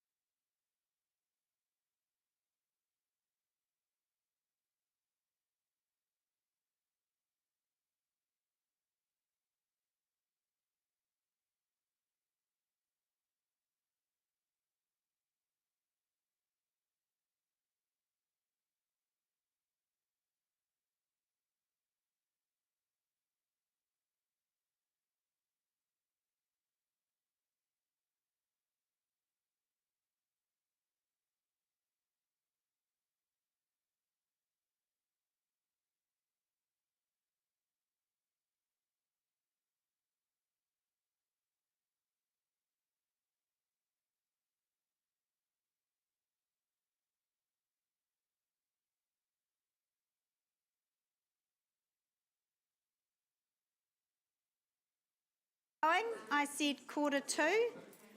We're all fed and watered. And we are up to item 9, the Regional Infrastructure Technical Specification Approval for Consultation. And I'm hoping that we're going to get through these next ones fairly quickly because most of them are a report to be received. This one is for consultation. Just with the leave of the committee, I just want to introduce Parvati Patel. So she's our superstar for asset management in the Three Waters space. So her title is Asset Management Principal. So with that, I'll hand over to Parvati. Tēnā koutou. I'm going to take the report as read, noting that the recommendation is for CoLab to undertake consultation on version 2 of the RITS. However, happy to take any questions anyone has. Question, Councillor Casey Cox. Kia ora, thank you. Just a quick question. Some of the climate statements that we see refer to a focus on embodied carbon in the materials that we use as a I guess a view to looking to reduce emissions. Is that something that would be considered as part of RITS or is in there already? Sorry, I haven't read it fully. Oh no, that's all right. So there is an approved product section and people apply to have their products considered as for inclusion. And so part of our Hamilton process is to consider the efficiencies and the energy impacts of the products as well. So when we make that consideration in the RITS documents itself, there have been just more clarifications around climate calculations. So that's one of the minor changes in the document that's going out for consultation. Oh, it is one of the minor. Clarifying the expectations for climate consideration. Oh, okay. Oh, that's great. Great. Thank you. There are no further questions. It's fairly straightforward. Thank you very much. All right, so the recommendations on page 112, I'm happy to move, seconded by Mangai Hill. I won't bother debating. No? No? All right, so we'll do that on the board just so it's easier for governance. We like to make your life a little easier, team. You're so good to us.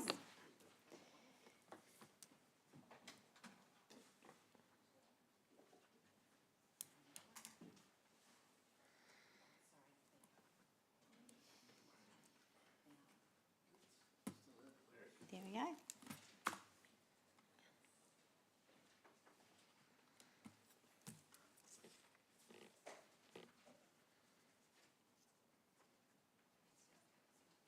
Just Ms Southgate sent apologies for lateness for the second half. Not that we need to do that, but... The motion is carried unanimously. Great. Thank you. Right, item 10, illegal dumping and litter improvement options. We're all familiar with what this is doing. Welcome, Ms Southgate. Tania? Kia ora koutou. I'll just take the report as read. I'm presenting it this afternoon. I've got technical experts in the room if you need some questions answered, but yes, happy to just take that as read. A motion that's different in the staff than the staff I do. Amy, just the last paragraph, the wording was tweaked in consultation norms, so able to do that, but it's different. We can bring it up and maybe just quickly tweak that. Yeah, I've emailed it around. And if we can not dive into the real detail on this, because your motion will be for more information, for more work to be done, and for it to come through the annual plan process. So that will include a series of briefings as we normally work through the annual plan. So if we can just see that, perhaps that might scuttle questions. Councillor Casey Cox. A quick question in regards to, I mean, this was to this current report was supposed to provide high-level cost information, which it has done, but not for the not for anything that I saw related to community initiatives or like, yeah, there wasn't any detail on that particular part that I saw. Correct, not on costing, just on No. what we have done for Yeah. community Is initiatives. that because the costing is too tricky to get? Yes, the or- costing can vary depending on the community event or the activity. Okay, so there's no, so that might come at the next, We the can- next stage when, I guess it, yeah. I think we can address that through point Roman numeral The last 3. one? Yeah. Okay. Thank you. Thank you. Mayor Southgate. Oh, thank you. I understand that government, who sets some of the infringement costs for some of what we do, is looking at that right now. Is that what they have been looking at their levels of infringement, and they're looking to review those, presumably with increasing them in mind? Yes, like through the chair. So, as you're aware, the Litter Act, which is where we have our enforcement fees and powers, hasn't been renewed since 1979 when it was first adopted. Along with a lot of other fees. Along with a lot of other things like parking. And the last government had plans to review the Waste Management and the Litter Act as well together to bring those two acts into one. It is our understanding from the Wasteman's Conference that was held back in May, June of this year, the Minister indicated that that piece of work will still continue, but we've yet to receive any actual timeframes on that piece of work at this point. If they increase their infringements and penalties in various bits of law that they're looking at, then presumably that would increase council's ability to get that revenue back.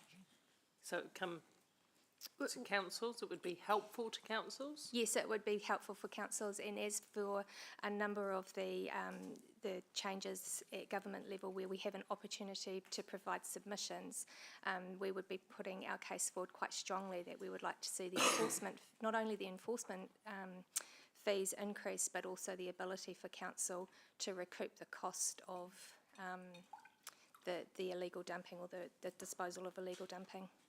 Thank you. I know that our camera network is not there for watching people littering per se, but do we ever rely on camera footage to, if something significant is dumped and we know it's in an area which has covered by camera coverage, can we look at it? Where a property has a security camera, and we have been able to, if it's a private camera, for example, we've been able to approach the private property owner for that footage, or where it's in a public area where we have our CCTV cameras, we absolutely use that.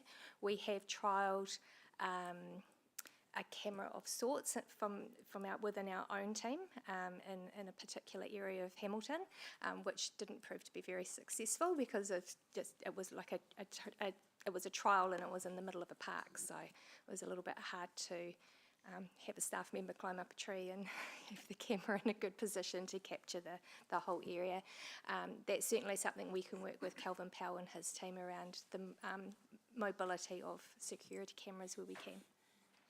Okay, so when this report comes back, it's the last question, Madam Chair. When this report comes back, will we be able to see where the worst areas for regular dumping are and get some? Because I know, like behind the shops in Dinsdale, there's a couple of pockets there that attract mattresses and goodness knows what else. Quite big items are dumped there quite regularly. Mm-hmm. So where it's private property, we work with the private property owners to assist them in putting mechanisms in place to prevent illegal dumping. Certainly where it's public areas, that's our responsibility. So, but we can give you an indication of where some of our hotspots are. So that raises a really interesting point for me. Do we do much to, when we're talking, excuse me, with the public about litter management, etc., do we communicate that? Because sometimes we get not blamed, but we get alerted to not having picked up, and essentially it would be on private property. Yes, and you would have seen the recent media through the Waikato Times on a number of areas, including Victoria Street North, which is a private property, which became in a essentially a dumping ground for a whole lot of people for a whole lot of reasons, as well as the Surrey Crescent alleyway where Kāinga Ora had that responsibility. So where we can work with private property owners, we definitely do, and we look to support them where we can, but we cannot remove the illegal dumping from their private property. Thank you. Thank you. All right, so we've got a, Councillor Van Nosten? Thank you. Maybe this is to the chair even, in terms of the, earlier in the term, we had a working group that handled discussion around waste management. Is that correct? And was these kinds of issues raised or discussed in that forum? Yes, in depth in that forum, yes. Yeah. And yet the group is now disbanded, is that correct? Yes, the group was put together to review the waste minimisation plan. Yeah, and they did that. Okay. So it's not an existing group. And so you're not reforming that? No, this is a separate set of elected members who have shown an interest in the area, I'm assuming. Mm-hmm. Yeah. Should I speak very quickly to... Yes, you can, yep. For essentially just to, we've made it really, well, working with Councillor Wilson there who, it's been made, sorry, are we able to go back to the wording quickly? There we go. What I've tried to do is make it really clear that this is requesting information, proposals for annual plans. We're not making any decisions today in terms of actually budgeting. And so that will allow us to consider this within the whole of the annual plan.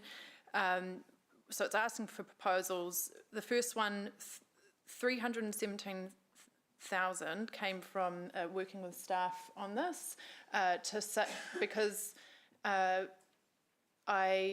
from the information I got through talking with them, I thought reducing the working days for picking up illegal dumping was not going to make the difference. Rather, actually identifying the dumped rubbish sooner would make a bigger difference. So rather than it sitting around for 2 weeks, actually it's identified very quickly, particularly in hotspot areas, and then it can be reported and that process occurs. So there's no change to level of service in terms of the working days to pick up illegally dumped rubbish, but this should identify it sooner and enable enforcement, which is right now fairly minimal. And we, sorry, yep, okay. Motion, please, yep, Councillor. okay, number 2, sorry, the third word on number 2 needs to, oh yeah, it is trial now. So smart bins have sensors which tell you when the rubbish bin is full or getting full, and so this would allow us to be more targeted in when rubbish bins are emptied, allowing potentially for greater efficiencies. So this is looking to aim to look for greater efficiencies to then do more with what we've got, and that staff needed more time to work out a proposal in terms of quantum. And the last one is to work with councillors. I put the councillors there are those who have expressed a real interest in the community-led side of this to me in conversations, and Mangai Hill has a lot of experience in doing the work himself. And again, it was more thought needs to be given into what would be a smart approach to this, hence giving a bit more time to put together a proposal. Hopefully that's clear. Thank you. Yeah. All right, so that's been moved by Councillor Thompson, seconded by Councillor Wilson, so we'll go to debate. Councillor Thompson. Thank you. Probably 3 days ago, I went for a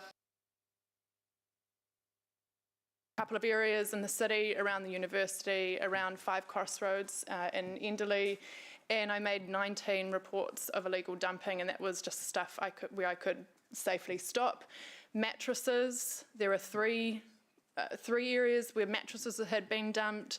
There was a big sofa. There were at least 3 shopping trolleys full of rubbish. One had potentially been caught on fire at one point. There were tyres dumped in the alleyways in Enderley. There were black bags full of rubbish. And that was from less than 2 hours of having a short drive around the city for only a small part of the city.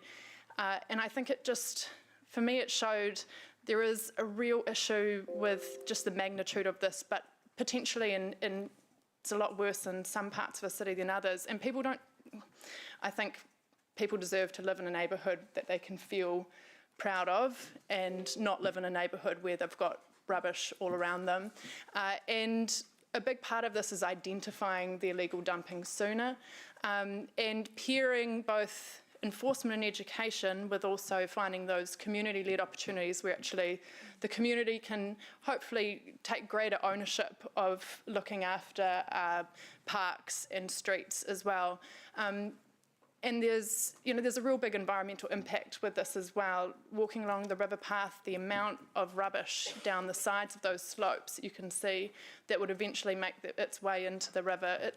And this is really hard to see, particularly when this is the jewel in our crown in terms of our most celebrated green space and our. So I think, there's a lot that we could do, and it's about being really smart and trying to try solutions and be innovative to try and make an impact. Thank you. Thank you. Councillor Wilson? Yeah, very quickly, I want to add my support, obviously, to Councillor Sarah. One, particularly, I walk around the lake every morning, and I've been really concerned recently with the amount of disposed tyres that are sitting in our lake, in the heart of our city. And I'm beginning to think, my gosh, we really do need to start addressing this in a serious way. I think we need to embrace technology, so I love the idea of smart bins where we can react when a bin is full and then avoid when the bin isn't, so we get more efficiency. That just makes sense.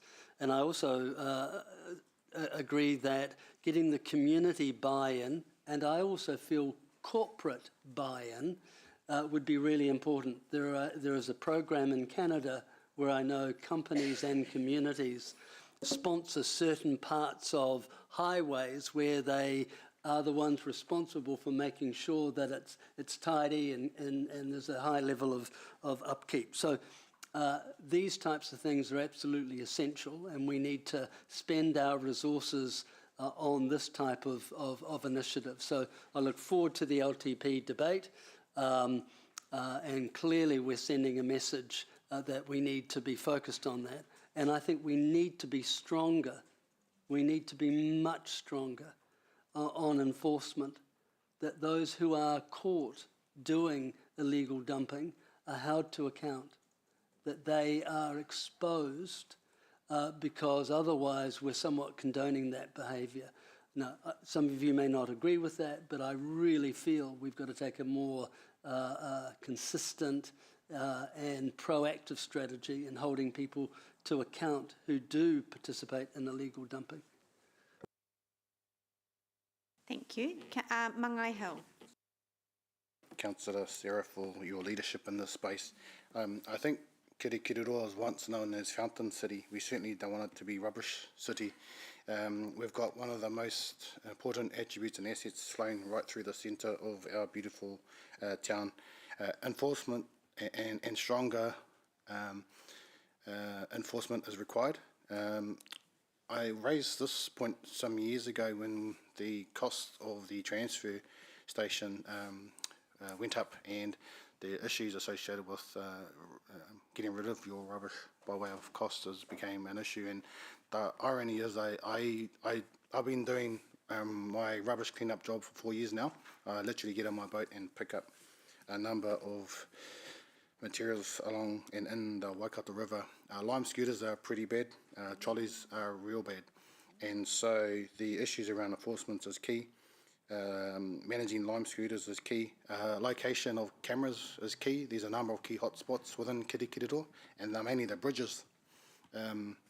You can certainly go to Bridge Street and other bridges. These a myriad of issues associated there with litter. One of the key strategies, and Councillor Siri has put up, is actually partnership. There's WRA money available to help enhance the mauri of the river. There's iwi there, these stakeholders, businesses, professional and otherwise, but there's a responsibility to be good guardians of our awa, and that's Te Ture Whaimana in action. And so one of the key educational opportunities is impact. So working with Deep Dive, myself, I pull out bikes and lime scooters all the time. Putting a car that's been removed from the river, alongside trolleys, alongside lime scooters, and a myriad of waste in the back of a truck, taking it through Kirikiri Hamilton City Council during a Christmas parade would certainly provide impact. So really keen to support this, and we have a responsibility to be good kaitaki of our rohe. Thank you. Councillor McIndoe. Can I echo the previous two speakers in complimenting Councillor Sarah for the good work that you're doing here. It is really important. Mangai Norm, thank you for the initiatives you're taking.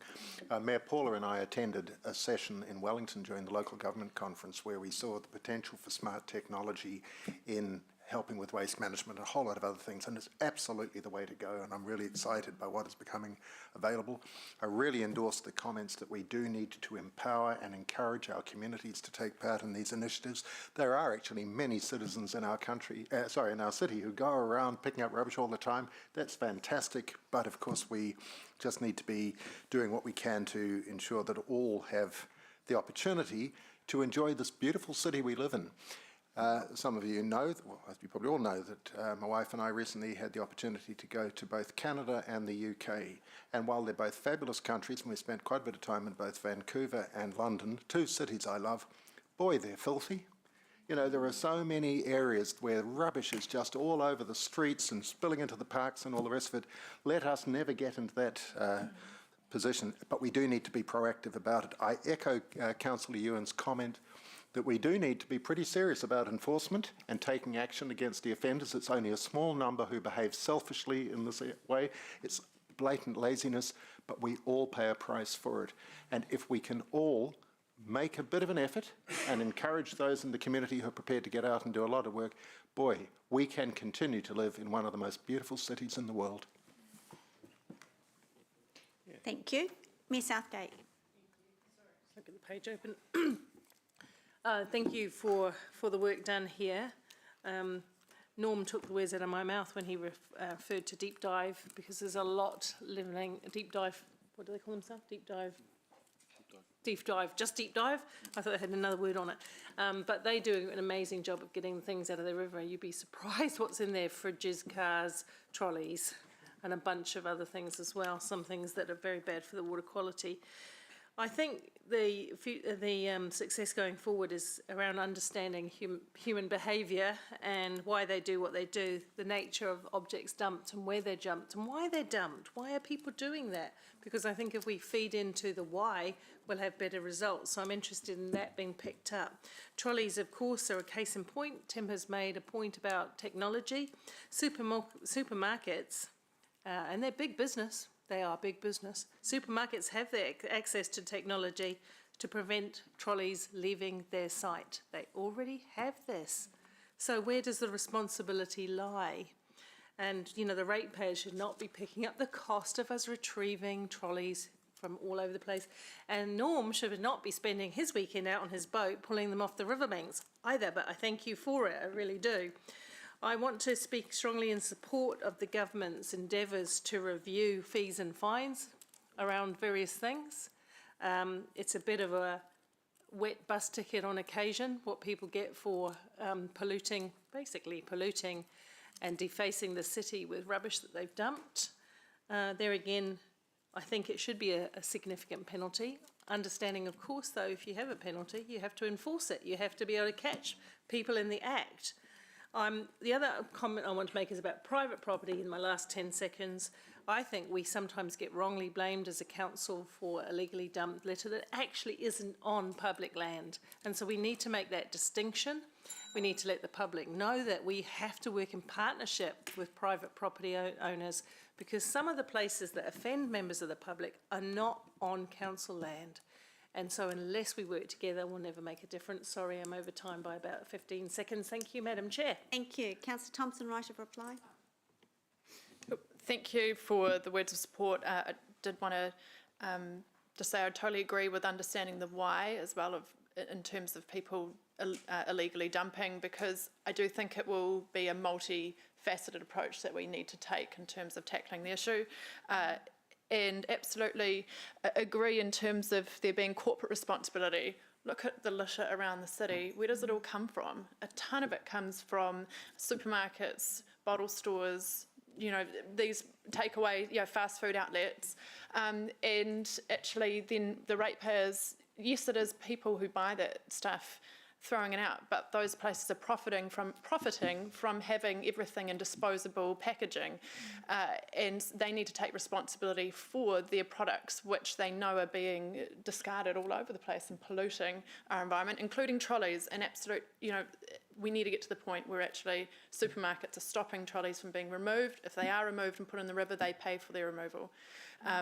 So thank you again, and there's a lot of work to still happen, so thank you to those who have agreed to help prepare those further ideas and initiatives and prepare them for the annual plan. Thank you. Let's go to the board. Let's move on. Let's move the day on.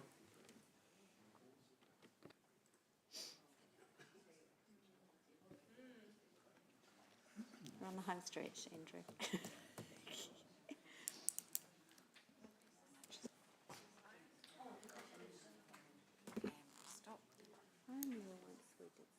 The motion is carried unanimously. Thank you. Right, item 11, infrastructure, the General Manager's report. I will move. Thank you, Councillor Wilson will second. There are only two things on there. I'm sure nobody wants to discuss the external meetings that myself, Councillor Thompson and Councillor Van Osten sit on, so let's go to the board to vote. Read all about it.